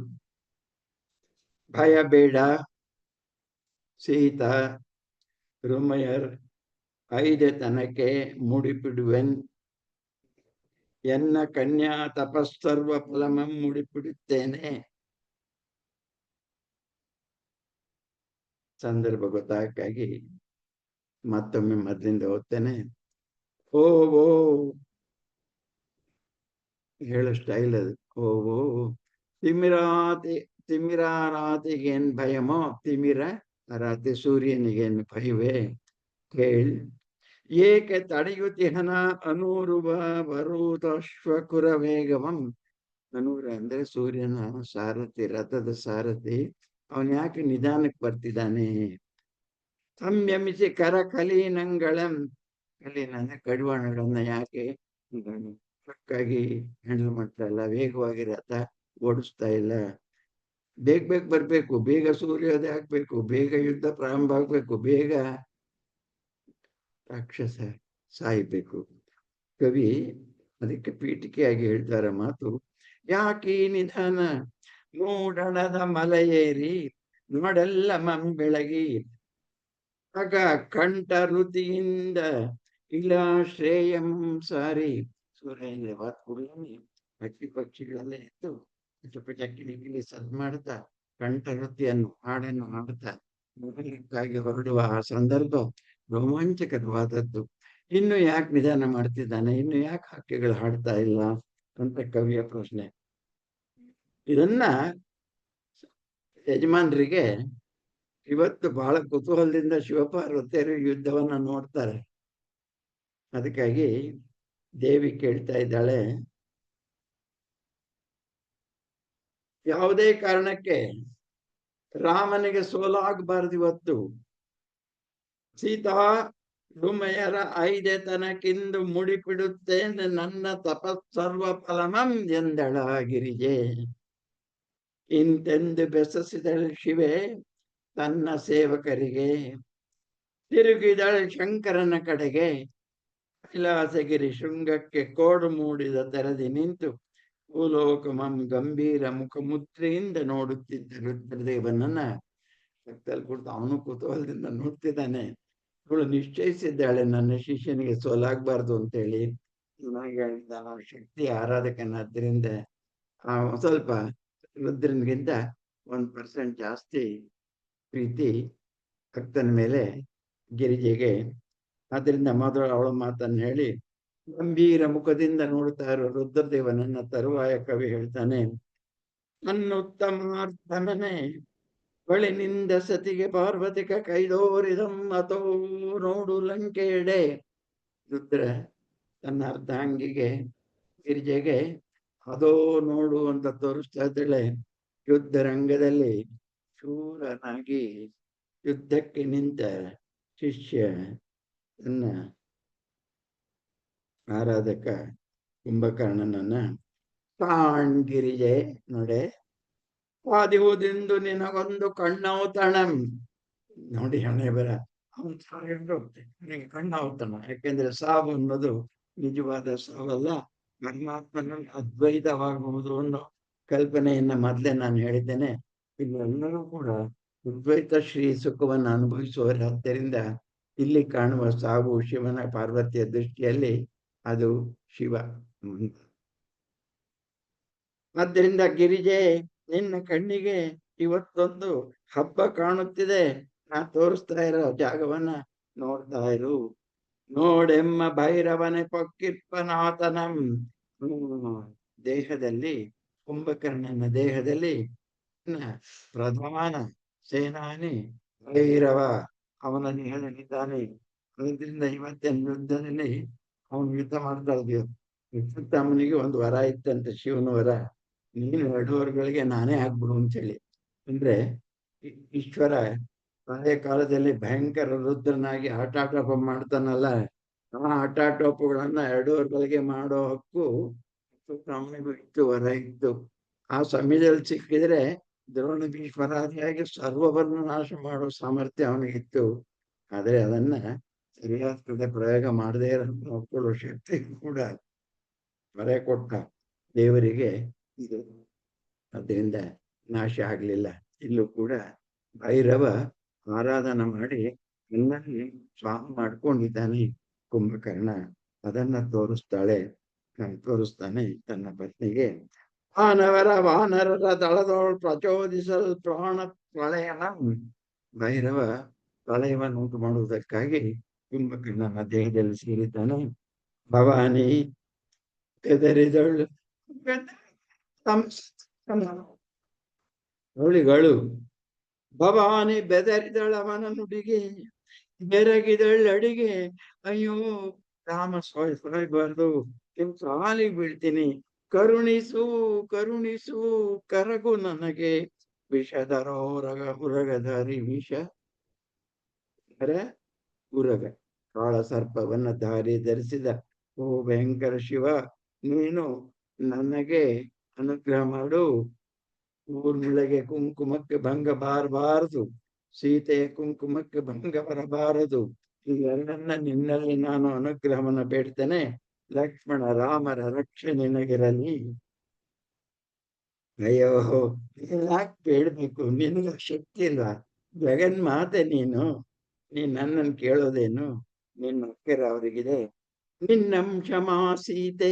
ನೋಡಿ, ಇವೆಲ್ಲ ಹೊಸ ವಿಚಾರಗಳನ್ನ ಕುವೆಂಪು ಹೇಳ್ತಾ ನಮ್ಮನ್ನ ಕಾವ್ಯದ ಕಡೆಗೆ ಎಲ್ಲಿಗೆ ಕರ್ಕೊಂಡು ಹೋಗ್ತಾ ಇದ್ದಾರೆ ಅನ್ನೋದನ್ನು ಗಮನಿಸಿ. ನಿನ್ನಂಶ ಸೀತೆ, ನಿನ್ನ ಭಕ್ತರ ದೈತ್ಯ ಸೋದರರ್ ನೀನೇ ಸಮ್ಮೋಹಿಸೆ. ರಾವಣನ ಮತಿಯನ್ ಅವನಿಷ್ಟ ಸಿದ್ಧಿಗೆ ಸಾಧಮನನ್ನುಡ್ಡಿ ರಾವಣನ ಮನಸ್ಸು ಉಪಮಾರ್ಗದಲ್ಲಿ ಹೋಗುವಂತೆ ಧಾರಣೆ ಮಾಡಿದವಳು ನೀನೇ ಆಗಿದ್ದೀಯ. ನಿನ್ನನ್ನ ಕರ್ಕೊಳ್ಳೋದಕ್ಕಾಗಿ ಅವನು ಹಿಡಿಯಬೇಕಾದ ದಾರಿಯನ್ನ, ತಪ್ಪು ದಾರಿಯನ್ನ ತೋರಿಸ್ಕೊಟ್ಟಿದೀಯ. ನೀನೇ ಜಗನ್ಮಾತೆ, ಹುಟ್ಟಿಸೋಳು ನೀನೆ, ರಕ್ಷಿಸೋಳು ನೀನೆ, ಕೊಲ್ಲುವವಳು ನೀನೆ, ಕಾಯುವವಳು ನೀನೆ. ಸೃಷ್ಟಿ ಸ್ಥಿತಿ ಲಯಕಾರಕ ಎಲ್ಲವೂ ಸಾಕ್ಷಾತ್ ಶಕ್ತಿ ದೇವತೆ ಪಾರ್ವತಿ ಆಗಿರೋದ್ರಿಂದ ನೀನು ನನ್ನನ್ನು ಬೇಡೋದೇನು, ಎಲ್ಲ ನಿನ್ನಿಂದಲೇ ಆಗುವಂತಹದ್ದು ಅಂತ ಹೇಳಿ ಹೆದರ್ಬೇಡ, ಆಗೋದಾಗುತ್ತೆ, ಅವರು ಸಾವ ಮಂಗಳಕ್ಕೆ ಆಗುತ್ತೆ ಅನ್ನೋ ಸೂಚನೆಯನ್ನು ಕೊಡ್ತಾನೆ. ಯಾಕಂದ್ರೆ ಆ ರುದ್ರ ದೃಷ್ಟಿ ಇದ್ದರೆ ರುದ್ರಮಂ ರಸಮಲ್ತೆ 50 ಸಾಲ. ಹೀಗೆ ಪರಮೇಷ್ಠಿ ಹೊರಳಿತು ಜಗದೃಷ್ಟಿ ಲಂಕೆಯ ಕಣಿಗೆ. ಪರಮೇಷ್ಠಿ ಅನ್ನೋದು ಸಾಮಾನ್ಯವಾಗಿ ಬ್ರಾಹ್ಮಣಿಗೆ ಮಾತ್ರ ಹೇಳುವಂತಹ ಪದ, ಆದರೆ ಇಲ್ಲಿ ಕವಿ ಶಿವನಿಗೆ ಅದನ್ನ ಅನ್ವಯಿಸಿದ್ದಾನೆ. ಹೊರಳಿತೋ ಜಗದೃಷ್ಟಿ ಲಂಕೆ ಎತ್ತಣಿಗೆ, ಶಿವೆ ಬಳಿಸಾರ್ದಳೀಶನಂ, ಶಿವೆ ಬಳಿಸಾರ್ದಳೀಶನಂ. ಪಕ್ಕ ಅನ್ಕೊಂಡ್ ಕೂತ್ಲು ಸಿನಿಮಾ ನೋಡಕ್ಕೆ. ಕಾಲಕೋಟಂ ಕುದಿಯೇ ಹೊಡೆ ಎತ್ತಿದವು ಸುಯ್ದು, ಕೊರಳ ಸುತ್ತಿದ ಗರಳ ಸರ್ಪಾಳಿ. ಪುಸ್ಪುಚ್ಚು ಅಂತೇಳಿ ವಿಷವನ್ನು ಉಳ್ತಾ ಇದೆ ಅರಣ್ಯ ಕುತ್ತಿಗೆಯಲ್ಲಿದ್ದ ಸರ್ಪಗಳು. ಇದರ ಪರಿಣಾಮ ಅಲ್ಲಿ ಆಗೋದು ಯುದ್ಧರಂಗದಲ್ಲಿ. ಒಳಗೆ ಪರಮಟ್ಟ ಕುಂಭಕರ್ಣನ ರುಂದ್ರ ರೂಪಕ್ಕೆ ಜಗನ್ನಾಥ ಪಿತರು ಇಂತು ಕೈಲಾಸದಲ್ಲಿ ನಿಂತು ಆಶೀರ್ವಾದ ಮಾಡಿ ಗೆಲುವನ್ನು ಹಾರೈಸುತ್ತ ನೋಡಿದರೆ ನಲಿಕೆ ಮುಗಿಲ್ ಪ್ರತಿಮೆ ತಾನಿಹುದೇ. ಇದಕ್ಕಿಂತ ದೊಡ್ಡ ಕವಿಗೆ ಉಮಾನುಭೂತಿಯ ಪ್ರತಿಮೆ ಬೇಕಾ? ಕುಂಭಕರ್ಣನ ಪ್ರತಿ ಪುಣ್ಯಕ್ಕೆ ಇದಕ್ಕಿಂತ ಒಳ್ಳೆ ಉದಾಹರಣೆ ಕೊಡ್ಬೇಕಾ? ಮೇಲಿಂದ ಹಾರೈಸುತ್ತ ಶುಭ ಹಾರೈಸುತ್ತ ನೋಡುತ್ತಿರುವ ಜಗನ್ಮಾತಾ ಪಿತರರು ಪಾರ್ವತಿ ಪರಮೇಶ್ವರರು ಅವನನ್ನ ನೋಡ್ತಾ ಇದ್ದಾರೆ. ಆದ್ರಿಂದ ಈ ಕಥೆಯ ಹಿರಿಮೆಯನ್ನ ಹೆಚ್ಚೋದಕ್ಕೆ ಕವಿ ಬೇರೆ ಪ್ರತಿಮೆ ಬೇಕಾಗಿಲ್ಲ, ಹೇಳಿದೆನು ಅಂತೇಳಿ ಕಥೆಯನ್ನ ವಿಸ್ತರಿಸ್ತಾನೆ. 78 ರಾಮನ ನಿಷಂಗಗ್ರ ವಿಷಿಕಂಗಳಂ. ರಾಮನ ವಿಷಿಕ ಬಾಣಗಳ ನಿಷಂಗದಿಂದ ತೆಗೆದ, ನಿಷಂಗ ಪತ್ತಳಿಕೆಯಿಂದ ತೆಗೆದ ಪುಂಖಗಳಂ ಚುಂಬಿಸಿತು ಪೊಂಬಿಸಿಲ್. ಹೊರಟ ಬಾಣಗಳು ಮೇರಿ ಮೇರಿ ಮಿಂಚ ಹಾಗೆ ನಾನು ಬಾಣನ ಗರಿಯನ್ನ ಸೂರ್ಯರಶ್ಮಿ ಮೇಲಿಂದ ಬಿದ್ದು ಹೊಳೆಸುತ್ತಿದೆ. ಕೋಟಿ ವಿದ್ಯುತ್ ಕಿರಣ ರೋಚಿ ಓತೋ ಪ್ರಥಮ ನೈದ ಜ್ಯೋತಿರ್ಜ್ಯೋತಮಂ. ಆ ಬಾಣಗಳ ಮೇಲೆ ಬಿದ್ದ ಸೂರ್ಯ ಕಿರಣವನ್ನ ಕವಿ ಭಾಷೆಯಲ್ಲಿ ಕೇಳೋದಾದ್ರೆ ಹೇಗಿದೆ ಕೇಳಿ. ಹೇಗಿದೆ ಅಂದ್ರೆ, ಕೋಟಿ ವಿದ್ಯುತ್ ಕಿರಣ, ಒಂದಲ್ಲ ಎರಡಲ್ಲ, ಕೋಟಿ ವಿದ್ಯುತ್ ಕಿರಣಗಳ ರೋಚಿ ಅಂದ್ರೆ ಕಾಂತಿ, ಓತಪ್ರೋತವಾಗಿ ಕಂಟಿನ್ಯೂಸ್ ಆಗಿ ಹೆಣೆದುಕೊಂಡು ಬಂದು ಹೊಂಟಿಕೊಂಡಂತೆ ರಾಮನ ಬಾಣದಿ ಹೊರಟಿತು ಬೆಳಕು. ಇಲ್ಲಿ ಸೈನ್ಯವೇ ಹೆದರುವಷ್ಟು ಭಯಂಕರವಾದಂತಹ ಬೆಳಕು. ಬೆಳಕಿಗೆ ಅಂಜಬೇಕು, ಆಮೇಲೆ ಚುಚ್ಚುತ್ತೆ. ಕುದುರೆಗಳು ಕುಣಿದು ಪೊಣ್ಣಿದುದು ಹೇಷೆ, ಹೇಷೆ ಅಂದ್ರೆ ಕುದುರೆ ಕೂಗು. 86 ಶೀತ್ಕೃತಿ ಉಣ್ಮೆ ಗರ್ಗರಿಸಿ ನುಗ್ಗಿದವು ತೇರ್ಗಾಲಿ. ಈಗ ಅನೇಕ ಶಬ್ದಗಳನ್ನಂದ್ರೆ ಘನಘೋರ ಶಬ್ದ, ಆನೆಗಳ ಕೂಗು, ಸೈನಿಕರ ಕೂಗು, ಬರೀ ಗದ್ದಲವೇ ಗದ್ದಲ. ಹೀಗೆ ಮುಚ್ಕೋಬೇಕು. 5 ಬೆರೆಸಿದ ಕೈಗಳಂ ನಗೈ ಕೂಗಿದ ಕಾಲಾಳುಗಳು ಸಿಂಹನಾದಗಳಂ. ತಮ್ಮ ರಾಜನಿಗೆ ಜಯಕಾರವನ್ನ ಎಲ್ಲರೂ ಕೈ ಎತ್ತಿ ಕೂಗುತ್ತಿದ್ದಾರೆ. 5 ಬೆರೆಸಿದ ಕೈಗಳು, ಕೈನಲ್ಲಿ ಹಿಡಿದ ಕತ್ತಿಗಳನ್ನು ಮೇಲೆತ್ತಿ ಕೂಗುವರು. ಕಾಲಾಳುಗಳು ಸಿಂಹನಾದಗಳನ್ನು ಮಾಡುತ್ತಾರೆ. ಮನೆಯನ್ನೇರಿ ಕೋಂಟ ಬಾಗಿಲ ಪರಂ ವಿಜಯಂಗೈದ ಕುಂಭಕರ್ಣಂ. ವಿಸರ್ಜಿಸುತ್ತ ತನಗೆ ಗೌರವ ಮಾತ್ರದಂತಿದ್ದ ತೊಡಕಂ. ಆ ರಥಮಂ ತಿರಸ್ಕರಿಸಿ ಈಗ ಗೆಡ್ಡಿ ಬಾಗಿಲಿಂದ ಹೊರಗು ಬಂದ ಕುಂಭಕರ್ಣ ಈ ಒಂದು ರಥದಲ್ಲಿ ಕೂತ್ಕೊಂಡು ಹೋದ್ರೆ ಮೆರವಣಿಗೆ ಆಗುತ್ತೆ ಹೊರತು ಗೊತ್ತಾಗೋದಿಲ್ಲ. ಈ ದೊಡ್ಡ 8 ಆನೆಗಳ ಮಧ್ಯದಲ್ಲಿ ನಾನು ಮೇಲೆ ಕೂತ್ಕೊಂಡು ಏನು ಯುದ್ಧ ಮಾಡಬೇಕು, ಇದು ಬೇಡ ನನಗೆ ಅಂತೇಳಿ ಒಂದು ಸಾರಿ 2 ಕೈಗಳಿಂದ ಹೌಚಿ ಹಾಕೊಂಡ್ರೆ 1,000 ಮಂಗಗಳು ಪುತ ಸತ್ ಬೀಳ್ತವೆ. ಹಾಗೆ ಕ್ಷಣ ಮಾತ್ರದಲ್ಲಿ ಯುದ್ಧವನ್ನ ಕೈಗಳಿಂದ ಮುಗಿಸುವ ಸಾಮರ್ಥ್ಯವಿರುವಂತಹ ಕುಂಭಕರ್ಣನಿಗೆ ಬೇರೆ ಆಯುಧ ಯಾಕೆ, ರಥ ಯಾಕೆ, ಮೇಲ್ ಕುತ್ಕೊಂಡು ಪುತ ಪುತ ಬಾಣ ಹೊಡೆಯಕ್ಕೆ ಯಾಕೆ, ಅದನ್ನೆಲ್ಲ ಚಿಲ್ಲರೆ ಯುದ್ಧ ಮಾಡುವವನಿಗೆ ಹೊರತು ಶೌರ್ಯವಿರುವಂತಹ ನಮಗೆಲ್ಲ. ಆದ್ರಿಂದ ರಥದಿಂದ ಕೆಳಗಿಳಿದು ನಡೆದು ಬಂದನ. ರಾಕ್ಷಸ ಎಷ್ಟು ಚೆನ್ನಾಗಿದೆ. ಪೇರಾನೆಯಿಂದ ಕೆಳಗಿಳಿದು ವಿಜಂಗೈದ ಕುಂಭಕರ್ಣಂ ವಿಸರ್ಜಿಸಿ ತನ್ನ ಗೌರವ ಪಾತ್ರದ ಮಹಾಬೃಹತ್ ರಥನಂ, ಮರ್ಯಾದೆಗೆ ಇದ್ದದ್ದು ಅದನ್ನು ಬಿಟ್ಟು ಭೂ ರಥಕ್ಕೆ ಅವತರಿಸಿ ಬೇರೆ ರಥ ತರಿಸ್ಕೊಂಡ. ಭೂಮಿಯನ್ನು ರಥ ನಡ್ಕೊಂಡು ಬಂದ. ಕಪಿಸೇನ ಸದ್ದಡಗಿತು. ನೋಡ್ತಾ ಇದ್ದಾರೆ, ದೊಡ್ಡ ದೊಡ್ಡ ಬಂಡಿಗಳು ತಂದು ಹೊಡೆದ್ರೆ ಆ ದೊಡ್ಡ ಆನೆಗೊಂದು ಚಿಕ್ಕದಾದಂತಹ ಬಾಲ್ನಲ್ಲಿ ಹೊಡೆದಾಗುತ್ತೆ, ರಬ್ಬರ್ ಬಾಲ್ನಲ್ಲಿ. ಆ ದೃಢತೆ ಹೀಗೆ ಈ ವಾನರಗಳ ಪರಾಕ್ರಮ ಯಾವ ರೀತಿಯಲ್ಲಿ ತಪ್ಪುವಂತದ್ದಾದ್ದಲ್ಲ. ಆದ್ದರಿಂದ ನಿಮಗೆ ನಡೆದು ಬಿಡ್ತಾ ಇದೆ. ಆಗ್ಲೇ ಹೇಳಿದ್ನಲ್ಲ, ಒಮ್ಮೆ ಹತ್ಕೊಂಡು 1000 ಜನ ಸಾಯುವುದಾದ್ರೆ ಕಪಿಗಳೆಲ್ಲ ಕಾಲಿಗೆ ಬುದ್ಧಿಯನ್ನು ಹೇಳುವ ಶುಭ ಮುಹೂರ್ತ ಬಂದಿತು. ಪೇರಾಂತೇರೇರಿ ಕೊಂಡವಾಗಿ ನಿಂಬರ್ಪ ಭೂತಳದಿ ನಡೆದು ಬಂದ ಮೂಗು ಬರಲಾಗಿ ನೋಡುತ್ತಿದ್ದುದು ಮಹತ್ತುಂದ್ರಗಾಂತರಗಿರಿಯ ಮೂಗು ಒಟ್ಟಂತೆ ಮಾತಿಲ್ಲದಂತೆ ಅವನ ಗಂಭೀರ ದೇಹವನ್ನು ನೋಡ್ತಾ ನನಗಾಗಿ ಯುದ್ಧವನ್ನು ನಿಲ್ಲಿಸಿ ಬಿಳಿ ಕಣ್ಬಿಟ್ಟು ನೋಡ್ತಿದ್ದಾರೆ ಕಪೀಶ್ವರರು. ಬಂದ ಸುಮ್ಮನೆ ಒಂದ್ಸಲ ಓದ್ತೀನಿ, ಅವನು ಬರ್ರೆ ಹೇಗಿರುತ್ತೆ ದೇಹದಲ್ಲಿ ಯುದ್ಧ ಮಾಡುವಾಗ ಆ ಯುದ್ಧ ಹೇಗಿರುತ್ತೆ ಅನ್ನೋದನ್ನು ಕಲ್ಪಿಸ್ಕೊಳ್ಳಕ್ಕಾಗಿ ಒಂದು ವಾಕ್ಯವನ್ನು ಓದ್ತೇನೆ.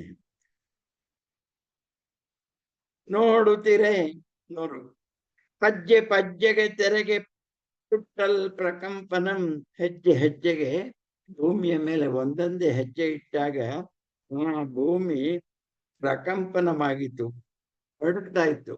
ಹಾಗೆ ನಡುಕಿಸುವಂಥವನು ಪ್ರಕಂಪನ ಅಂದ್ರೆ ಕುಂಭಕರ್ಣ. ನೆಗೆತ ಒಂದಕ್ಕೆ ದಾಂಟಿದನು ಬಲ್ಗೋಂಟೆಯಂ, ಕೋಟೆಯನ್ನ ಒಂದೇ ಒಂದು ಕಾಲಿನ ದಾಟುವಿಕೆಯಲ್ಲಿ ದೊಡ್ಡ ಕೋಟೆಯನ್ನ ದಾಟಿದ. ಅವನು ಕೆಳಗಿಳಿದ ಅಂದಿದ್ದು ದಿಡ್ಡಿ ಬಾಗಿಲಿನ ಹತ್ತಿರ. ದೊಡ್ಡದಾದ ಕೋಟೆ ಪಕ್ಕಲ ಎಲ್ಲ ಇರುತ್ತಲ್ಲ, ಇದನ್ನೆಲ್ಲ ದಾಟ್ಕೊಂಡ್ ಬರೋಕ್ ಬೇರೆಯವ್ರಿಗೆ ಕಷ್ಟ. ಕುಂಭಕರ್ಣಿಗೆ ಎಲ್ಲ ಒಂದು ಹೆಜ್ಜೆ ಮಾತ್ರ. ದಾಂಟಿದನು ಬಲ್ಗೋಂಟೆಯಂ, ಆಮೇಲೆ ನೆಗೆದ ಮೆರಳಕ್ಕೆ ದಾಂಟಿದನ್ ಅಗಳ್ತೆಯನ್, ವಿಪುಲವಾದ ಅಗಲವಾದ ದೊಡ್ಡದಾದ ವಿಸ್ತಾರವಾದ ಆಳ್ವೇರಿ ಅಂದ್ರೆ ಕೋಟೆ ಸುತ್ತ ಇರುವಂತಹ ಕಂದಕ, ಅದನ್ನ 2ನೆಯ ದಾಟುವಿಗೆ ದಾಟಿದ. ಮೂರಕ್ಕೆ ತನ್ನ ಮರ್ತ್ಯಾಯ ಮೇರೆಯಂ, ಕಾಲಾಂತಕನ ತೆರೆದಿ ಕಾಲಿಕ್ಕಿದಂ, ಕಾಲವಶದಿ ಕಾಲಲಯಕ್ಕೆ ಅಕಾಲ ಮೃತ್ಯುವಿನಂತೆ ಬೋಲ್. 3ನೇ ಹೆಜ್ಜೆ ಈ ದೊಡ್ಡ ಸೈನ್ಯದ ನಡುವೆ ಕಾಲಿಟ್ಟ. ಹೇಗೆ ಮೃತ್ಯು ದೇವತೆ ಕಾಲಿಟ್ಟಂತೆ, ಅಕಾಲಕ್ಕೆ ಬಂದ ಮೃತ್ಯು ದೇವತೆ. ಮುಸಲಕೇಶಿನಿಗೆ, ಮುಸಲಂದ್ರೆ ವಾಕ್ಯ, ಮುಸಲಕೇಶಿನಿಗೆ ಗದೆಯಂ ತ್ರಿಶೂಲಮಂ ಮುಸಲಮಂ ಖಡ್ಗಮಂ ಸರ್ವಾಯುಧಂಗಳಂ ತನ್ನೊಳೊಂದಾಗಿದ್ದ ದೈತ್ಯನ ದೈತ್ಯ ಮುದ್ಗರಕ್ಕೆ ತಲೆ ತೋಯ್ದು ಕೆನ್ನೀರ್ ಬಸಿಯೆ. ಅವನಾಗಿ ಒಂದು ಮುದ್ಗರ, ಒಂದು ಗದೆ ಇದೆ, ಅದರಿಂದ ಅದು ಅವನು ಹೊಡೆದ್ರೆ 1000 ಜನ ತಲೆ ಹೊಡ್ಕೊಂಡು ಸಾಯ್ತಾರ. ಅದ್ರಿಂದ ಈ ಬೇರೆ 108 ಆಯುಧಗಳ ಹೆಸರು ಬೇಡ, ಅವನು ಒಂದೇ ಒಂದು ಬಲವಾದ ದೊಣ್ಣೆ ಇಟ್ಕೊಂಡು ನುಗ್ಗಿ ಬರ್ತಾ ಇದ್ದಾನೆ.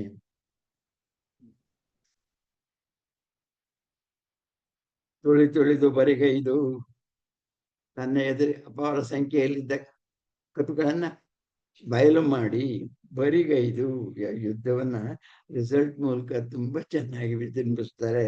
ಬಟ್ಟ ಬಯಲಾಯ್ತು ಸೇನೆ ರಂಗ, ಮೃತ್ಯುವಿನ ಮುನ್ನಡೆಗೆ ನೆತ್ತರೋ ಕುಳಿ.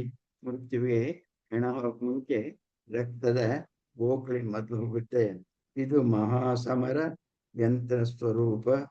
ಬೆಚ್ಚಿದರು ಕಪಿಧ್ವಜನಗಳೆಲ್ಲ, ಹೆಜ್ಜೆ ಹಿಂದಕ್ಕಿಟ್ರು.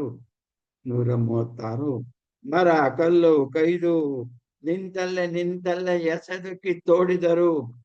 ದೊಡ್ಡ ಮರಗಳು ಬಂಡೆಗಳು ಅವುಗಳಿಂದ ಹೊಡೆದರೆ ಯಾವ ರೀತಿಯಲ್ಲಿಯೂ ಎದುರಾಳಿಯಾದ ರಾಕ್ಷಸನಿಗೆ ಸ್ವಲ್ಪ ಮಾತ್ರವೂ ನೋವಾಗುವುದಿಲ್ವೋ, ಉತ್ಪಾರ್ಚನೆಯಂತೆ ಸ್ವೀಕಾರ ಮಾಡಿ ನಗ್ತಾ ಬರೋನನ್ನು ನೋಡಿ ಅವನ ಕೈಗೆ ಸಿಕ್ಕಿ 1000 ಜನ ಸಾಯುವಾಗ ನಾವು ಬದುಕೋದೇ ಲೇಸು, ಬದುಕಿದ್ರೆ ನಾಳೆ ಭವಿಷ್ಯ ಕಾಣಬಹುದು ಅಂತ ಒಂದೇ ಸಮನೆ ಓಡಿ ಓಡಿ ರಣರಂಗದಿಂದ ಮಾಯವಾಗುತ್ತಿದ್ದರೆ ಸಕಲ ವಾನರ ಸೈನ್ಯ, ಮರ ಕಲ್ಲು ಕೈದು ಏನೇನ್ ಇಟ್ಕೊಂಡಿದ್ರು ಅದನ್ನ ಅಲ್ಲಲ್ಲ ಎಷ್ಟು ಓಡಿದ್ರು ರಾಕ್ಷಸನಿಗೆ ಅದರಿಂದ ಏನು ಆಗಲ್ಲ ಅಂತ ಗೊತ್ತು.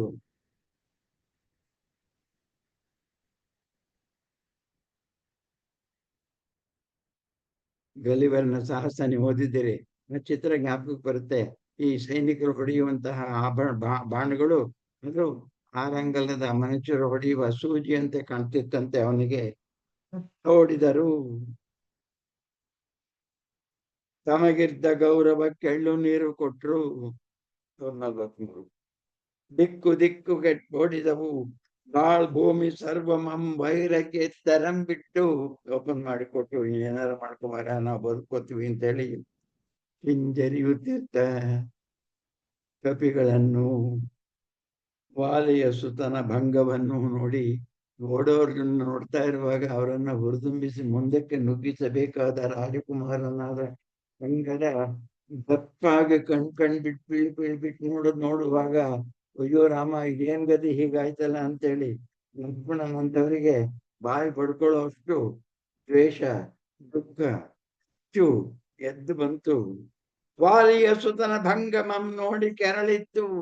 ರಾಮಚಂದ್ರನ್ ಸಹೋದರಂಗೆ ಸೂಚನೆ ಕೊಟ್ಟಂ. ಅಂಗದನಿಗೆ ಸ್ವಲ್ಪ ಸ್ವಲ್ಪ ಶಕ್ತಿಯನ್ನು ತುಂಬು, ಉತ್ಸಾಹವನ್ನು ತುಂಬು, ಇಲ್ಲದೆ ಹೋದ್ರೆ ನಾಶ ಆಗುತ್ತೆ, ಸರ್ವನಾಶ ಆಗುತ್ತೆ ಅಂತೇಳಿ.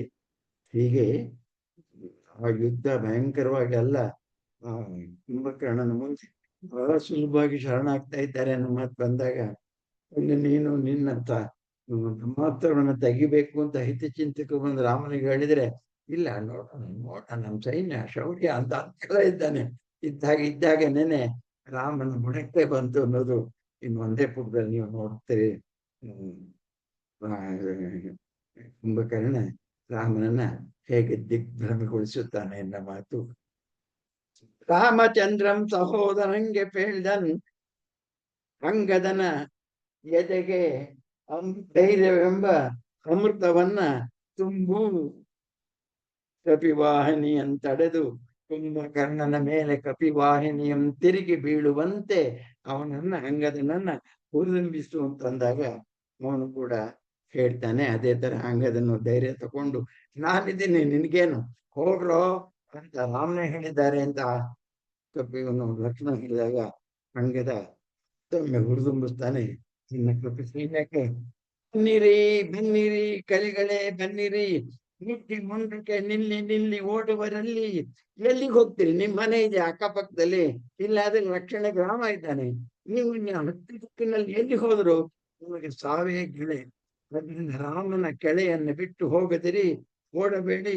ನಿಮ್ ಓಡಕ್ಕೆ ಇದೇ ಕೊನೆ, ನಿಮಗಿಲ್ಲಿ ಎಲ್ಲಿ ಮನೆ?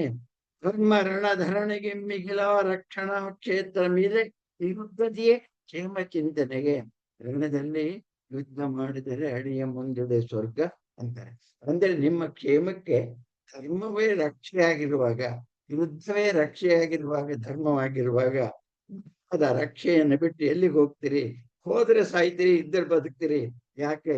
ರಾಮ ನಿರ್ಪ ಈ ಕ್ಷೇಮ ಭೂಮಿಯ ನುಳಿಯೇ ಕುಂಭಕರ್ಣನ ಬಾಯಿಗೆ ಮಿಗಿಲ ನರಕ ಗತಿ ನಿಮಗೆ ಅಂದಾಗ ಎಲ್ಲರೂ ಹುರಿಗೊಟ್ಟಿ ಮತ್ತೊಮ್ಮೆ ನಂಬಿ ಧೈರ್ಯದಿಂದ ಒಟ್ಟಾಗಿ ಸೇರಿ ನುಗ್ಗಿದರು.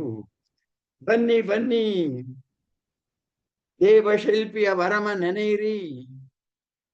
ನನ್ನ ತಂದೆ ಕೊಟ್ಟ ವರ, ನಿನಗೆಷ್ಟು ಶಕ್ತಿ ಇದೆ ಒಬ್ಬೊಬ್ಬರ ದೇಹದಲ್ಲಿ, ನಂಬಿ ನುಗ್ಗಿ ಅಂತ ಹೇಳಿದಾಗ ಬಂದ್ರು, ನುಗ್ಗಿದ್ರು, ಆಮೇಲೆ ಗೆದ್ರು ಅಂತ ತಿಳ್ಕೊಬೇಡಿ. ರಿಸಲ್ಟ್ ಏನು ಅಂತ ನಿಮ್ಗೆ ಆಗ್ಲೇ ಗೊತ್ತಿದೆ. ಹುಚ್ಚು ಮಾರುಕೊಳ್ಳಿ ಬಂತೆ ನಿಂದರ್ ನಿಶ್ಚಯಿಸಿದರ್, ಮುಖ ತಿರುಗಿದರ್, ಕ್ರೋಧವನ್ನು ಮಾಡಿದರ್, ಕೈ ಎತ್ತಿದರ್, ಮಾಡಿದರ್, ಮುನ್ನುಗ್ಗಿದರ್. ನುಗ್ಗುವ ಕಡೆ ಕಡಲ ದೊರೆಗಳಂತೆ ನುಗ್ಗಿದರು. ಸಹಸ್ರ ಸಂಖ್ಯೆಯಲ್ಲಿ ನುಗ್ಗಿದ್ರು. ಏನು ಹೋಗಿ ಕೈ ಕಾಲು ಮುರಿದಾಕ್ಬಿಡ್ತಾರೆ ಅಂತ ತಿಳ್ಕೊಬೇಡಿ. ಕೇಳ್ತಾ ಇದ್ಯಾ ಪಿಟಿ? ಹ್ಞೂ ಕೇಳ್ತಿದೆ. ಏನು ಚಿತ್ರ ಕಾಣ್ತಾ ಇಲ್ಲ, ಅದಕ್ಕೆ ಅನುಮಾನ ಆಯ್ತು. ಓಹ್.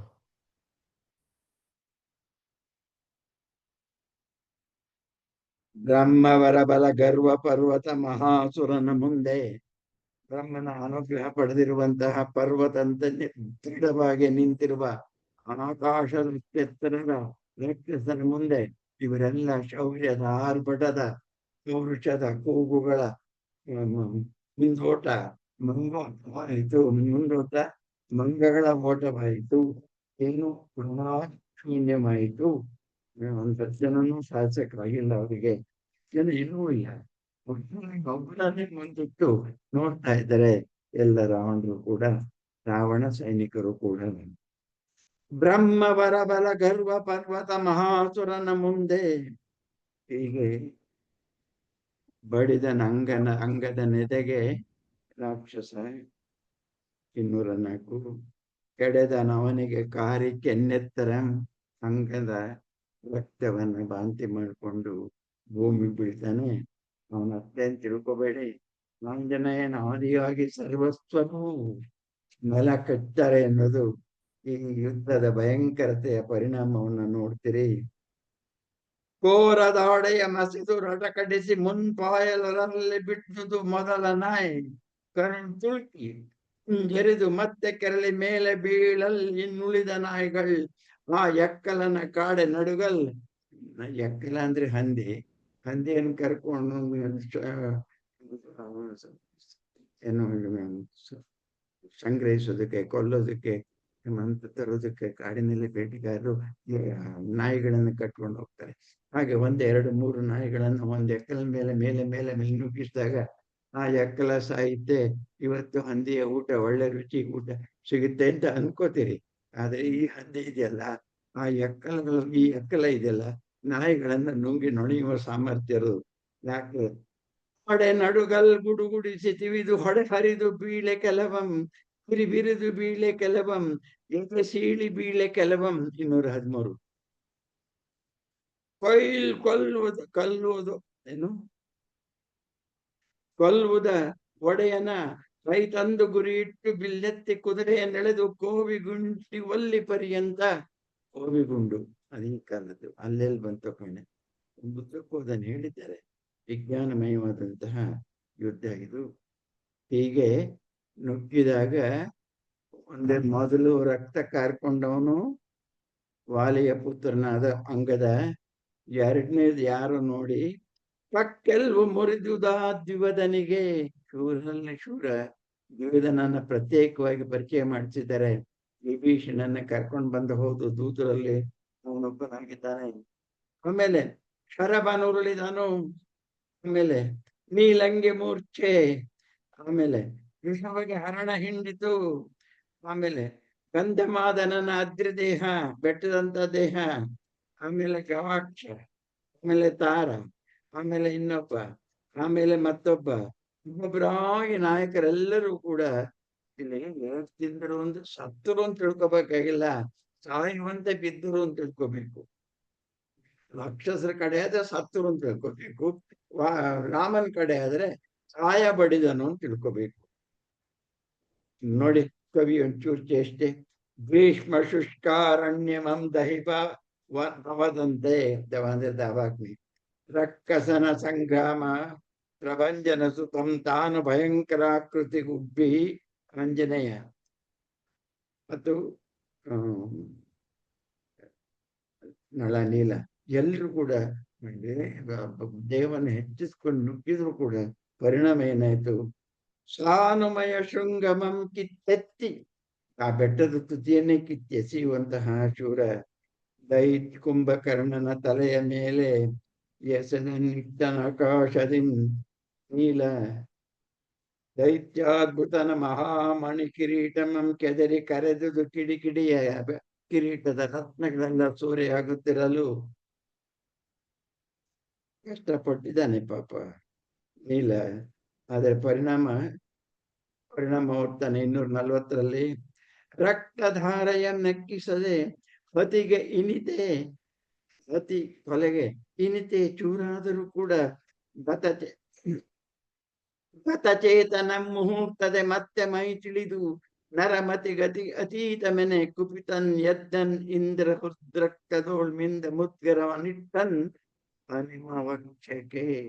ಒಂದ್ ಗಳಿಗೆ ಕಂಪನ ಆಯ್ತು, ನೋಡ್ತಾ ಆಯ್ತು, ಕಣ್ಣು ಮುಚ್ಕೊಂಡ, ತಲೆ ತಿರುಗಿದ ಹಾಗೆ ಮತ್ತೆ ರಿಗೈನ್ ಮಾಡ್ಕೊಂಡ, ತನ್ನ ಶಕ್ತಿಯನ್ನ ಪುನರಾವಹನೆ ಮಾಡಿಕೊಂಡ ಕುಂಭಕರ್ಣ ಜೋರಾಗಿ ಮುದ್ಗರವನೆತ್ತಿ ಹನುಮ ವಕ್ಷಕ್ಕೆ ಬಡಿದ.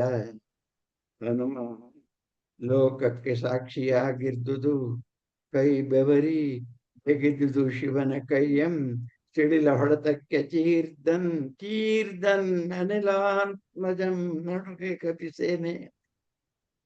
ತಿಂದು ಹನುಮ ಮಲಗಿದ. ನಮ್ಮ ಲೆಕ್ಕದಲ್ಲಿ ಅವನಿಗೆ ಸಮಾನಾದ ಶೂರರೇ ಇಲ್ಲ, ಆದಿ ವೀರ ಅವನು ಅಂತ ಹೇಳಿ. ಆದ್ರೆ ಇಲ್ಲಿ ಕುಂಭಕರ್ಣ ಹನುಮನನ್ನೂ ಮಲಗಿಸುತ್ತಾನೆ. ಚೀರ್ದನ ಅನಿಲಾತ್ಮಜಂ, ಅಯ್ಯಯ್ಯೋ ಅಂತ ಬಾಯ್ ಪಡ್ಕೊಂಡ. ಹುಗೆ ಎಂದೊದರೆ ರಾಕ್ಷಸ ಕಂಠಕೋಟಿ. ಹನುಮ ಬಿದ್ದಾಗ ಹನ್ನೊಂದ್ ಮೇಲೆ ಸ್ಪೆಷಲ್ ಸಿಟ್ಟ ಇತ್ತಲ್ಲ ರಾಕ್ಷಸರಿಗೆ. ಮುಂದೆ ಬಂದಾಗ ಇಡೀ ಲಂಕೆಯನ್ನೆಲ್ಲ ಸುತ್ತಿ ಎಲ್ಲರನ್ನು ಗೋಳಟ್ಕೊಂಡು ತಿಂದಿದ್ನಲ್ಲ, ಅದಕ್ಕೆ ರಾಕ್ಷಸರೆಲ್ಲ ಹುಗೆ ಹುಗೆ ಹನುಮ ಬಿದ್ದ ಅಂತ ಕೂಕೊಂಡ್ರು. ಆಮೇಲೆ ಊರ್ಮಿಳಾ ಸ್ವಾಮಿ ಆಗೋದಿಲ್ಲ, ನಾನೇ ಸರಿ ಅಂತ ಹೇಳಿ ಸಕಲ ಮಂತ್ರ ತಂತ್ರ ಶಸ್ತ್ರ ಪ್ರವೀಣನಾದ ಲಕ್ಷ್ಮಣ ಸ್ವಾಮಿ ತಾನೇ ಯುದ್ಧಕ್ಕೆ ಬಂದ. ಮಣ್ಣಿಂದ ಪ್ರಾಕಟ್ನಲ್ಲಿ ಅದೂರದಲ್ಲಿ ಸುಗ್ರೀವನ ಅಂಗರಕ್ಷಕೆಯ ಕೌಸಲೇಶ್ವರ ತಾನು ನೋಡ್ತಾ ಇದ್ದಾನೆ. ತ್ರಿಶೂಲವನೆತ್ತಿ ಎಡಗೈನಲ್ಲಿ ನುಗ್ಗಿದನು ರಾಮನಿರ್ತಡೆಗೆ. ನಾನು ನಿನ್ನೆ ಹುಡುಕ್ತಾ ಇದ್ದೆ, ನೀನ್ ಸಿಕ್ಲಿಲ್ಲ ಅಂತ ಕಾಯ್ತಾ ಇದ್ದೆ, ಸದ್ಯ ಸಿಕ್ಕಿದಲ್ಲ ಅಂತೇಳಿ ಅವನಿಗೆ, ಕುಂಭಕರ್ಣನಿಗೆ ರಾಮನನ್ನೇ ಮೊದಲು ಲಕ್ಷ್ಯ, ಹುಡುಗದ್ದೆಲ್ಲ ಲೆಕ್ಕವಿಲ್ಲ. ಈ ಜನ ಸತ್ರು ಅವನಿಗೆ ಸಂತೋಷ ಇಲ್ಲ. ಆನಾಗೆ ನುಗ್ತಾನೆ. ಅಷ್ಟರೊಳಗೆ ಈ ಗಜ ಅಂತ ಬಹಳ ಸುಂದರವಾದ ಒಂದು ಚಿತ್ರ ಇಲ್ಲಿದೆ. ಟೈಮ್ ಆಯ್ತು, ಒಂದು ಬೇಜಾರಾಗ್ತಾ ಇದೆ. ಗಜ ಅಂತ ಒಬ್ಬ ಕುಳ್ಳ, ಈ ಎಲ್ಲಾ ಸೈನಿಕರು ಮಾಡಿದ ಯುದ್ಧದ 100ರಷ್ಟು ಪ್ರಮಾಣದ ಯುದ್ಧ ಮಾಡ್ತಾನೆ ಆ ಕುಳ್ಳ. ಹೇಗೆ ಅಂದ್ರೆ ಬಗ್ಗಿದ್ರೆ ಅವನಿಗೆ ಸಿಕ್ಕೋಲ್ಲ. ಕುಳ್ಳ ಅಂದ್ರೆ ಕುಳ್ಳ. ಬೆನ್ಮೇಲೆ ಕೂತ್ಕೊಂಡು ಕಚ್ಕುಲಿ ಮಾಡೋದು, ಗೋಳ್ ಇಟ್ಕೊಂಡು ತಿಂತಾನೆ. ಈ ಅಪಾರವಾದ ಗಂಭೀರವಾದಂತಹ ಕಥೆಯ ನಡುವೆ ಅದ್ಭುತವಾದ ಒಂದು ಹಾಸ್ಯ ರಸವನ್ನ ಚಿಂಚೋದಕ್ಕೆ ಸುಮಾರು 2 ಪುಟಗಳಷ್ಟು ವಿಸ್ತಾರವಾಗಿ ಕವಿ ಬಣ್ಣಿಸ್ತಾನೆ. ಗಜನನ ಏನು ಮಾಡಕ್ ಆಗ್ಲಿಲ್ಲ ಕುಂಭಕರ್ಣನಿಗೆ. ಚಿತ್ರ ನೋಡಿ.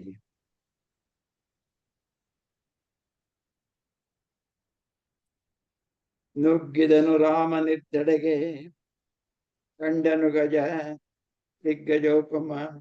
ಈ ಭೂತ ನಿಂತಾದೊಡಂ ದಾಶರಥಿ ಹಿಂದೆ. ಈ ದೆವ್ವವನ್ನ ನಾನು ದೂರ ಹೊಡಿಬೇಕು. ರಾಮನ್ ಕಡೆ ಹೋಗ್ತಾ ಇದ್ದಾನೆ, ಅಯ್ಯೋ ರಾಮದೇವರನ್ನ ರಕ್ಷಿಸ್ಬೇಕಂತ ಹೇಳಿ ಧೈರ್ಯವಾಗಿ ಕುಳ್ಳ ಮುಂದೆ ಬಂದ್ ಹಿಡಿದನ ರಾಕ್ಷಸನ ಬೆನ್ಗೆ. ನೆಗತ್ತು ಒಂದು ಗುದ್ದಿದ. ಅವನ್ ಕೈ ಹಾಕುವತ್ತಿಗೆ ಅವನ್ ಮಾಯ ಆಗಿದ್ದ. ಕೆರಳಿ ನೋಡಿದಂಬಳಿ ನಿಂತು ನಗುತ್ತಿದ್ದ ವಾನರ ಮಹಾಕುಬ್ಜನಂ ಹಚ್ಚನೇತ್ರ ವಿನ್ಯಾಸದಶ್ಚನಂ. ಹಿಡಿಯಲೆಡಗೈ ಚಾಚಿ ಹಿಡಿದಂ ಏನಂ ಬರಿಗಾಳಿಯಂ.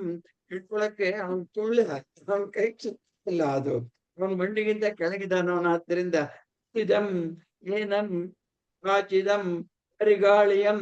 ನೆಲಕ್ಕೆ ಹತ್ತಿರ ಜಗ್ಗಿ ಜಣುಗಿ ಲಂಘಿಸಿ ಚಿಮ್ಮಿ ಹೊಡೆದು ಮೆಟ್ಟಿ ತಿರುಗಿ ಬಂದು ಮಾಡ್ತಾ ಇದ್ರೆ ಇವನು ಹಿಂದಗಡೆಯಿಂದ ಬಂದು ಬೆನ್ಗೆ ಏರಿ ಮತ್ತೆ ಗುದ್ದಿ ವಿಷಾದದೊಳ್ಳ ಅವನ ಮನಸ್ಸನ್ನತ್ತಿ.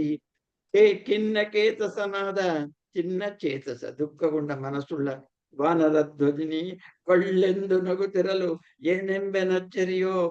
ಏನು ಮಾಡಿದ್ರು ಅವನ ಕೈಗೆ ಗಜ ಸಿಗ್ತಾ ಇಲ್ಲ, ಕಾಟ ಕೊಡುತ್ತಿದ್ದ ಇಲ್ಲ. ಅತ್ತ ತಿರುಗಿ ದೊಡಿತನಗೆ ಬಂ, ಇತ್ತ ತಿರುಗಿ ದೊಡತ್ತನಗೆ ಬಂ. ತಿರುಗಿದಂ ನಡೆದಂ ಅದನ್ನೇ ಬಣ್ಣಿಸ್ತಾ ಹೋಗ್ತಾರೆ. ಮತ್ತೆ ಈಗ ರಾಕ್ಷಸ ಸೈನ್ಯವು ಕೂಡ ಚಪ್ಪಲಿಗಳನ್ನು ಮಾಡಿದ್ದಾರೆ. ಎಷ್ಟು ಸುಂದರವಾದ ಆಟವನ್ನು.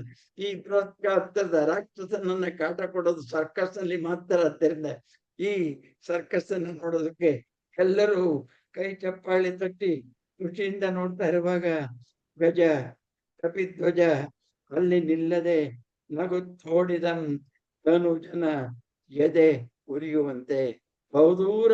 ಎಲ್ಲಿವರೆಗೆ ಅಂದ್ರೆ ತ್ರಿಕೂಟಾಚಲವನ್ನ 3 ರೌಂಡ್ ಹಿಡಿಸ್ತಾನೆ.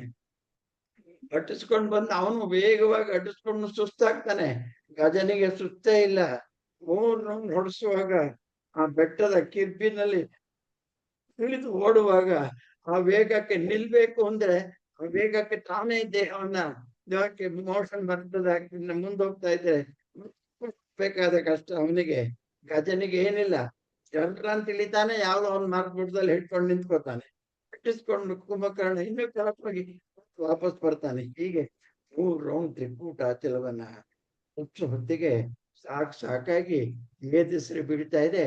ಗಜಂಗೆಲ್ಲ ರಾಕ್ಷಸ ರಾಜನಿಗೆ ದಿಕ್ಕನೆ ತರದು ದಿಕ್ಕೋಡಿದನು ಗಜ ಹತ್ತಲೆಳದೆವು ದೇಹ ವೇಗಂ ಪರ್ಪತದ್ವಯಮನ್ ನಗೆ ಒಗಲ್ ನೆರೆ ಹುಟ್ಟಿತು ಕೆಲದ ಬಲ. ಈಗ 2 ಪಕ್ಷದ ಸೈನಿಕರಾಗ್ತಿದ್ದಾರೆ ಮಾತನ್ನ ಕವಿ ತಮಾಷೆ ಮಾಡ್ತಾನೆ.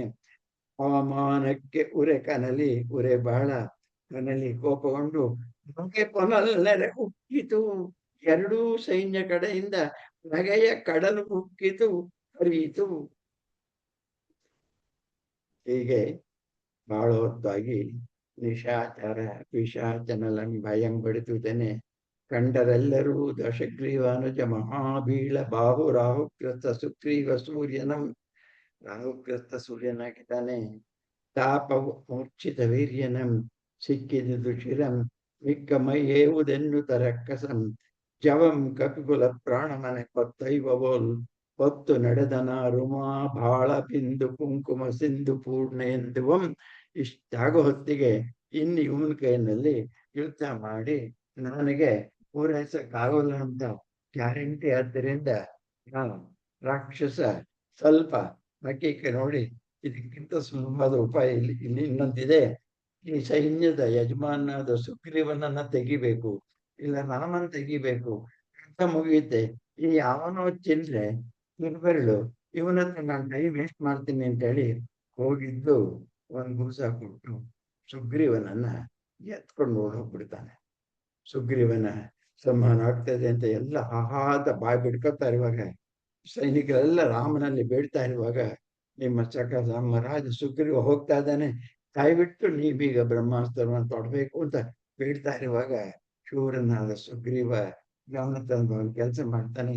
ಉಪಕ್ಕಂತ ನೆಗೆದು ಹೆಗಲ ಮೇಲೆ ಕೂತ್ಕೊಂಡು ಅವನ ಕಿವಿಯನ್ನ ಕಟ್ಟಿ, ಬೇರೆ ಯಾವುದೇ ಯುದ್ಧಗಳಲ್ಲಿ ಕಾಣ್ತಾ ಇರೋ ಅಪೂರ್ವವಾದಂತ ಒಂದು ಮಾತಿನ ಮೋಡಿಯನ್ನ ಕುವೆಂಪು ಇಲ್ಲಿ ತೋರಿಸ್ತಾರೆ. ಮೂಲದಲ್ಲಿ ವಿಸ್ತಾರವಾದ ನಗಚಾಟಿಕೆ ಇಲ್ಲ. ಎತ್ಕೊಂಡು ಓಡ್ತಾ ಇದ್ದಾನೆ. ತನ್ನನ್ನ ಅಂಡಲೇ ಬರುತ್ತಿರ್ತ ಕೋದಂಡ ಪಾಣಿಯಂ ಕಂಡು ಸುಗ್ರೀವ ಜಾಂಬವ ಪ್ರತಿಭಟನೆ ಜಾನು ತಾಡನದಿಂದ ಅವರುಗಳಂ ಕೆಲ ಕೊತ್ತಿ ಶ್ರಮಿಸಿದೆ ಕೊನೆಗೆ ನಿನ್ನ ಸೈಪಿಂದು ಜುಟಂ ಬರಿದೆ ನಾವು ಋಷಿದ್ರೆ ಸಿಗುತ್ತೆಯ. ಇವರನ್ನೆಲ್ಲ ನಾನು ಕೆರಳಿಸಿದ್ದು ನೀನ್ ಕೈ ಸಿಗ್ಬೇಕಂತ ಹೇಳಿ ಅಂತ ರಾಮನ ಕಡೆಗೆ ನುಗ್ಗುತ್ತಾ ಇದ್ದಾನೆ ರಾಕ್ಷಸ. ನಿನ್ನನ್ನರಂತಾಗಲೇ ಮಗೆ ಕೈದುಗಳೇಕೆ ಕಲಿಗಳೇ ನಾಗಿ ಕೈಯೇ ಕೈದ ಅಂತೇಳಿ ಗುಂಡು ಗಾಯಗೊಂಡು ಕೊಡು ನೊಂದ ಪಡುಮಲೆಯ ಪಟ್ಟೆ ಪುಲಿ ಕೋವಿಯಾಳಂ ಸೀಳಲು ಅಬ್ಬರಿಸಿ ಕುಪ್ಪಳಿಸುವಂತೆ ಕಡಿ ಮಾತು ನೋಡಿ. ಆ ಬೇಟೆಯನ್ನ ಮಾಡಿದ ಅನುಭವ ಅವರಿಗಿದೆ ಅನ್ನೋದು ಇಲ್ಲಿ ಸ್ಪಷ್ಟವಾಗಿ ಕಾಣ್ತದೆ. ಒಬ್ಬ ಬೇಟೆಗಾರ ಒಂದು ಹೊಟ್ಟೆ ಹುಲಿಗೆ ಕೋವಿಯನ್ನು ಇಟ್ಟು ಇನ್ನೇನು ಹೊಡಿತೀನಿ ಅನ್ನುವಾಗ ನನ್ನ ಸಾವು ಹಾಗೂ ಬರುತ್ತೆ, ಬಂದೂಕ್ನಿಂದ ಬರೋದ್ರ ಬದಲು ಕೈನಲ್ಲೇ ಬರುತ್ತಾ ನೋಡೋಣ ಅಂತ ಅವನ ಮೇಲೆ ಜಂಪ್ ಮಾಡುವಂತೆ. ಅಂದ್ರೆ ನನಗೆ ಸಾವು ಹತ್ತಿರ ಬಂದಾಗ ಸುಗ್ರೀವಾದಿಗಳನ್ನು ಬಿಟ್ಟು ರಾಮನ ಮೇಲೆ ನೆಗೆಯುವಂತೆ ಚಿತ್ರ ನೋಡಿ. ಇನ್ನೊಂದ್ಸರಿ ಗೊತ್ತೇನೆ. ಗುಂಡು ಗಾಯಂಗೊಂಡು ಬಂದೂಕಿನ ಗುಂಡಿನಿಂದ ಗಾಯಗೊಂಡು ಕಡು ನಂದ ಪಡುಮಲೆಯ ಪಟ್ಟೆ ಹುಲಿ ಕೋವಿಯಾಳನಂ ಶೀಲ ಅಬ್ಬರಿಸಿ ಕುಕ್ಕೊಳಿಸುವಂತೆ. ರಾಮಕ್ಷೇಮ ಶಂಕೆಗೆ ಎಲ್ಲರೂ ಕೂಗುತ್ತಿರಲು ಮೇಲೆ ದೇವತೆಗಳು ಓ ಓ ಅಂತ ಬಾಯಿ ಬಡಿಯುತ್ತಿರಲು ಈ ಯುದ್ಧ ನೋಡೋದಕ್ಕೆ ಆಗ್ಲೇ ಬಂದಿದ್ದಾರೆ ಅಂತ ಹೇಳಿದ್ನಲ್ಲ, ಅವರೆಲ್ಲ ರಾಮನ್ ಮಾಡ್ತಾನೆ ಅಂತ ನೋಡ್ತಾ ಇದ್ದೀವಿ. ಅಡೆ ತಡೆ ಪಿಶಾಚೇಂದ್ರ ತಿರುಗು ತಿರುಗಿವು ನಾವಿರಲ್ ಗೆಲ್ಲದೆಮ್ಮಂ ಸ್ವಾಮಿ ಸನ್ನಿಧಿಗೆ ನೀನೆಂತು ಸೇರುವೈ ಎಂತ ಇಂದ್ರಿಯಗಳ ಮುಮುಕ್ಷುವಂತೆ ಹೋಲಿಕೆ ಕೊಡುವಾಗ ಕವಿ ಎಲ್ಲಿಗೆ ಹೋಗ್ಬಿಡ್ತಾನೆ ನೋಡಿ. ಪಂಚೇಂದ್ರಿಯಗಳು ಸನ್ಯಾಸಿಯನ್ನ ಆಕ್ರಮಣ ಮಾಡುವಂತೆ ವರಕರ ಶರಗಳ ಮಂತರದಿಕ್ಕಿ ನಿನ್ನ ಮಾತ್ರ ರಸದಲ್ಲಿ ಅಗ್ನಿದಲ್ಲದೆ ಕಣಿಯದು ನನ್ನ ಕೈಯ ಮುದ್ಗರ ಅಂತ ಜೋರಾಗಿ ರಾಮನಿಗೆ ಹೊಡಿತಾನೆ ರಾಕ್ಷಸ. ವಾಕ್ಯ ವೈಕಂಠಕ್ಕೆ ಹೊಡಿತಾನೆ. ಕೋದಂಡದ ಗದಿ ನೂಕಿ ಸಿಡಿದನು. ಆ ಬಲವಾದ ಪ್ರಾಣವನ್ನ ತನ್ನ ದೊಡ್ಡ ಬಿಲ್ಲಿನ ತುದಿಯಿಂದ ರಾಮನ್ ನೂಗ್ತಾನಂತೆ. ಅವನಿಗೆ ಅದು ಲೆಕ್ಕ ಇಲ್ಲ. ಅವನು ರಾಕ್ಷಸನನ್ನ ಒಂದು ಸಣ್ಣ ಮಿಡಿಯುವಿಕೆಯಿಂದ 100 ಮೈಲಿ ಆಚೆಗೆ ಹಾರಿಸಿದವನು ಹಿಂದೆ ನೋಡಿದ್ದೀರಿ ಅಂತ ಶೂರ. ಕೈಲಾಸ ಭಾರ ಆಯ್ತನಲ್ ಆತ್ಮಗೌರವಂ ಕೋದಂಡದನ್ ಉಗ್ರದಿಂ ನುಂಕಿ ಸಿಡಿದನ್ ಜಡಮೆ ಹಿಡಿದನೋ ಬೃಹತ್ ದೇಹ ಮಂದು ಬಿಲ್ಲಂತರಕ್ಕೆ. ಒಂದ್ಸರಿ ಆ ಬಿಲ್ಲಿನ ತುದಿಯಿಂದ ಬಡಿದಾಗ ಬಿಲ್ಲಂತರಕ್ಕೆ ಬಿದ್ದನು ರಾಕ್ಷಸ. 10 ಅಡಿ ದೂರ ನೆಗೆದ ಆಚೆ ಬಿದ್ದ. ಮರಳಿ ಮೇಲ್ವಾಯ್ದು ರಾಘವ ನೆಚ್ಚನ ಐಂದ್ರಮಂ ನಿಶಿತಾಸ್ತ್ರಮಂ ಇಂದ್ರಾಸ್ತ್ರವನ್ನು ಹಿಡಿದ. ಅದನ್ನು ಕಾಚಿ ಎಡಗೈಯನ್ನು ಕಡಿದು ತುಂಡರಿಸಿ ಅದನ್ನು ರಾಮನಲ್ಲಿ ಸುಲಭವಾಗಿ ನಿವಾರಿಸಿಕೊಂಡ. ಹೋ ಎಂದೊರಲ್ದು ಪಾಯ್ದನ್ ಕಾಲ ಯಮನಂತೆ ರಕ್ತಾರ್ಧಂ ಇಂಡು ಅಯ್ಯೋ ರಾಮನಿಗೆ ಏನಾಗುತ್ತೋ ಅಂತ ಸರ್ವಮಂಗಳೆ ಮೇಲೆ ಕೂತ್ಕೊಂಡ್ರು. ಯಜಮಾನ್ರೆ ಏನಾಗುತ್ತೆ ನೋಡಿ ಭಕ್ತನಿಗೆ ರಾಮನಿಗೆ ತೊಂದರೆ ಆಗುತ್ತೆ ಅಂತ ಅಳ್ತಾ ಇರುವಾಗ ಇಲ್ಲಿ ಸರ್ವಮಂಗಳೆಯಂ ಭವಾನಿಯಂ ನೆನೆದು ಶಕ್ತಿಯಸ್ತಮಂ ಸೆಳೆದನೈ ತೂಣೀರದಿಂ ಶಿವನೇ ಕಾತರಿಸೆ. ಅವಳನ್ನು ಗಾಬರಿಪಟ್ಟು ರಾಮನ ಬಗ್ಗೆ ಗಾಬರಿಪಟ್ಟಾಗ ತನ್ನ ಅಧಿದೇವತೆಯಾದ ಪಾರ್ವತಿಯನ್ನ ನೆನೆದು ಶಕ್ತಿ ಆಯುಧವನ್ನ ಪಾರ್ವತಿ ಅಸ್ತ್ರವನ್ನ ತೆಗೆದು ರಾಮನ ಮೇಲೆ ಹೊರಟಾಗ ಬಾಣದಲ್ಲಿ ಪಾರ್ವತಿಯ ಕೂತ್ಕೊಂಡು ಬರೋದಾದ್ರಿಂದ ತಾವು ನಿಶ್ಚಯವಾಗೋದ್ರಿಂದ ಶಿವ ಗಣಗನು ನುಡಿತಾನೆ. ಆದ್ರೆ ಒಂದ್ ಗುಟ್ಟು ಹೇಳ್ತೀನಿ, ಪಾರ್ವತಿಯಿಂದ ರಾಮ ಸಾಯ್ಬಾರ್ದು. ಬಾಣ ಹೊಡೆದ ಧನುಜ ಹೇಗೋ ಅದರ 100 ಪಟ್ಟು ಸೀತೆಯ ತಪಶಕ್ತಿ ರಾಮನನ್ನ ರಕ್ತದಿಂದ ಈಶ್ವರ ತಕ್ಷಣ ಯೋಚನೆ ಮಾಡ್ತಾನೆ, ಈಗ ರಾಮ ಸತ್ರೆ ಸರ್ವನಾಶ. ಒಂದ್ ವೇಳೆ ರಾಮ ಸತ್ರೆ ನನ್ನ ಶಕ್ತಿ ಆಯುಧಕ್ಕೆ ಗೆಲುವು, ರಾಮ ಸಾಯ್ದಿದ್ರೆ ಪಾರ್ವತಿ ಸೋತಾಗತ್ತೆ, ನನ್ನ ಪತ್ನಿ ಗಿರಿಜೆಗೆ ಅವಮಾನ ಆಗ್ಬಾರ್ದು ಅಂತೇಳಿ ಶಿವ ಆಕಾಶದಿಂದ ತಕ್ಷಣವೇ ತ್ರಿಶೂಲವನ್ನ ಅಭಿಮಂತ್ರಿಸಿ ಹೊಡಿತಾನೆ.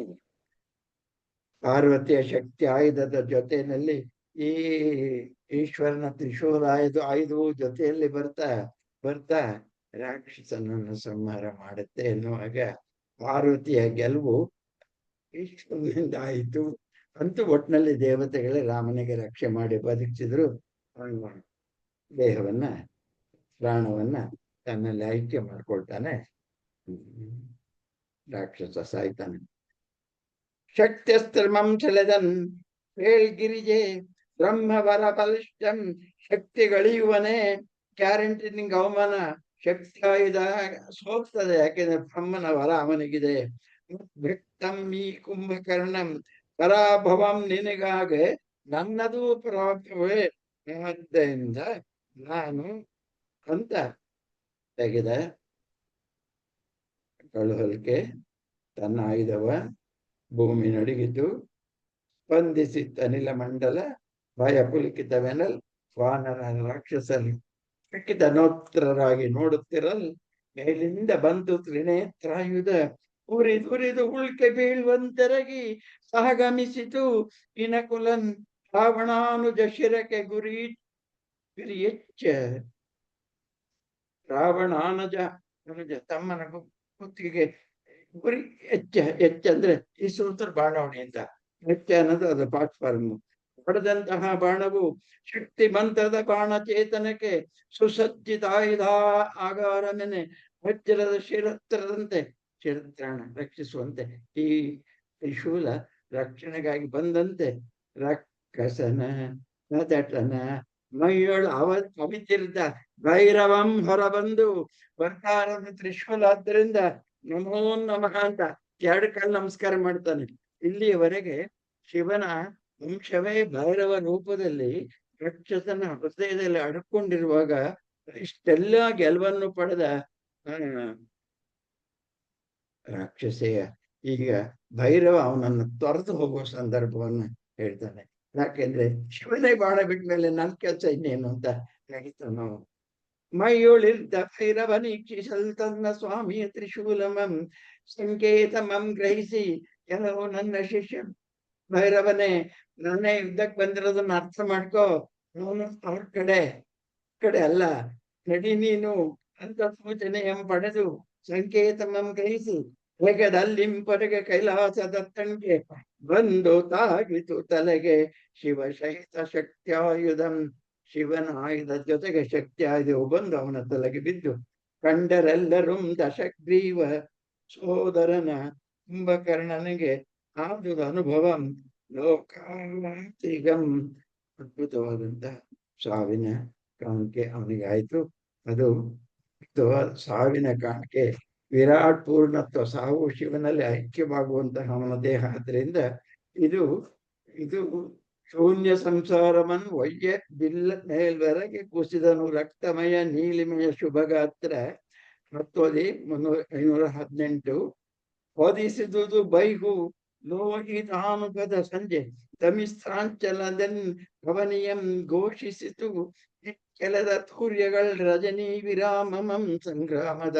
ಶಿವನ ಐಕ್ಯನಾದಂತ ಕುಂಭಕರ್ಣನು ಪುಣ್ಯ ಲೋಕಗಳನ್ನು ಪಡೆದಿರುವಾಗ ಎರಡೂ ಪಕ್ಷದ ಅನುಮತಿಯಂತೆ ಸೂರ್ಯ ಮೊಳಗಿದ್ದು ಒಂದು ದಿವಸ ರಜಾ ಕೊಡೋಣ, ಯಾಕೆ ಅಂದ್ರೆ ಇಷ್ಟು ಎಲ್ಲ ಸೋತು ಸುಣ್ಣವಾಗಿರುವಾಗ ಎಲ್ಲರೂ ಮತ್ತೊಮ್ಮೆ ತಮ್ಮ ಸಾಹಸವನ್ನು ರಿಗೈನ್ ಮಾಡ್ಕೊಡೋದಕ್ಕಾಗಿ ಒಂದಿನ ವಿಶ್ರಾಂತಿಯನ್ನ ಎರಡೂ ಪಕ್ಷರು ಒಪ್ಪಿ ತೋರಿಗಳಿಂದ ಘೋಷಣೆ ಮಾಡಲು ನಾನು ಇಲ್ಲ ಅಂತ ತೀರ್ಮಾನ ಆದಾಗ ಎಲ್ಲರೂ ಅವರವರ ಮನೆಗೆ ಹೋದವ್ರ ಮಾತಿಗೆ ಇವತ್ತಿನ ಭಾಗವನ್ನು ನಿಲ್ಲಿರ್ತೇನೆ.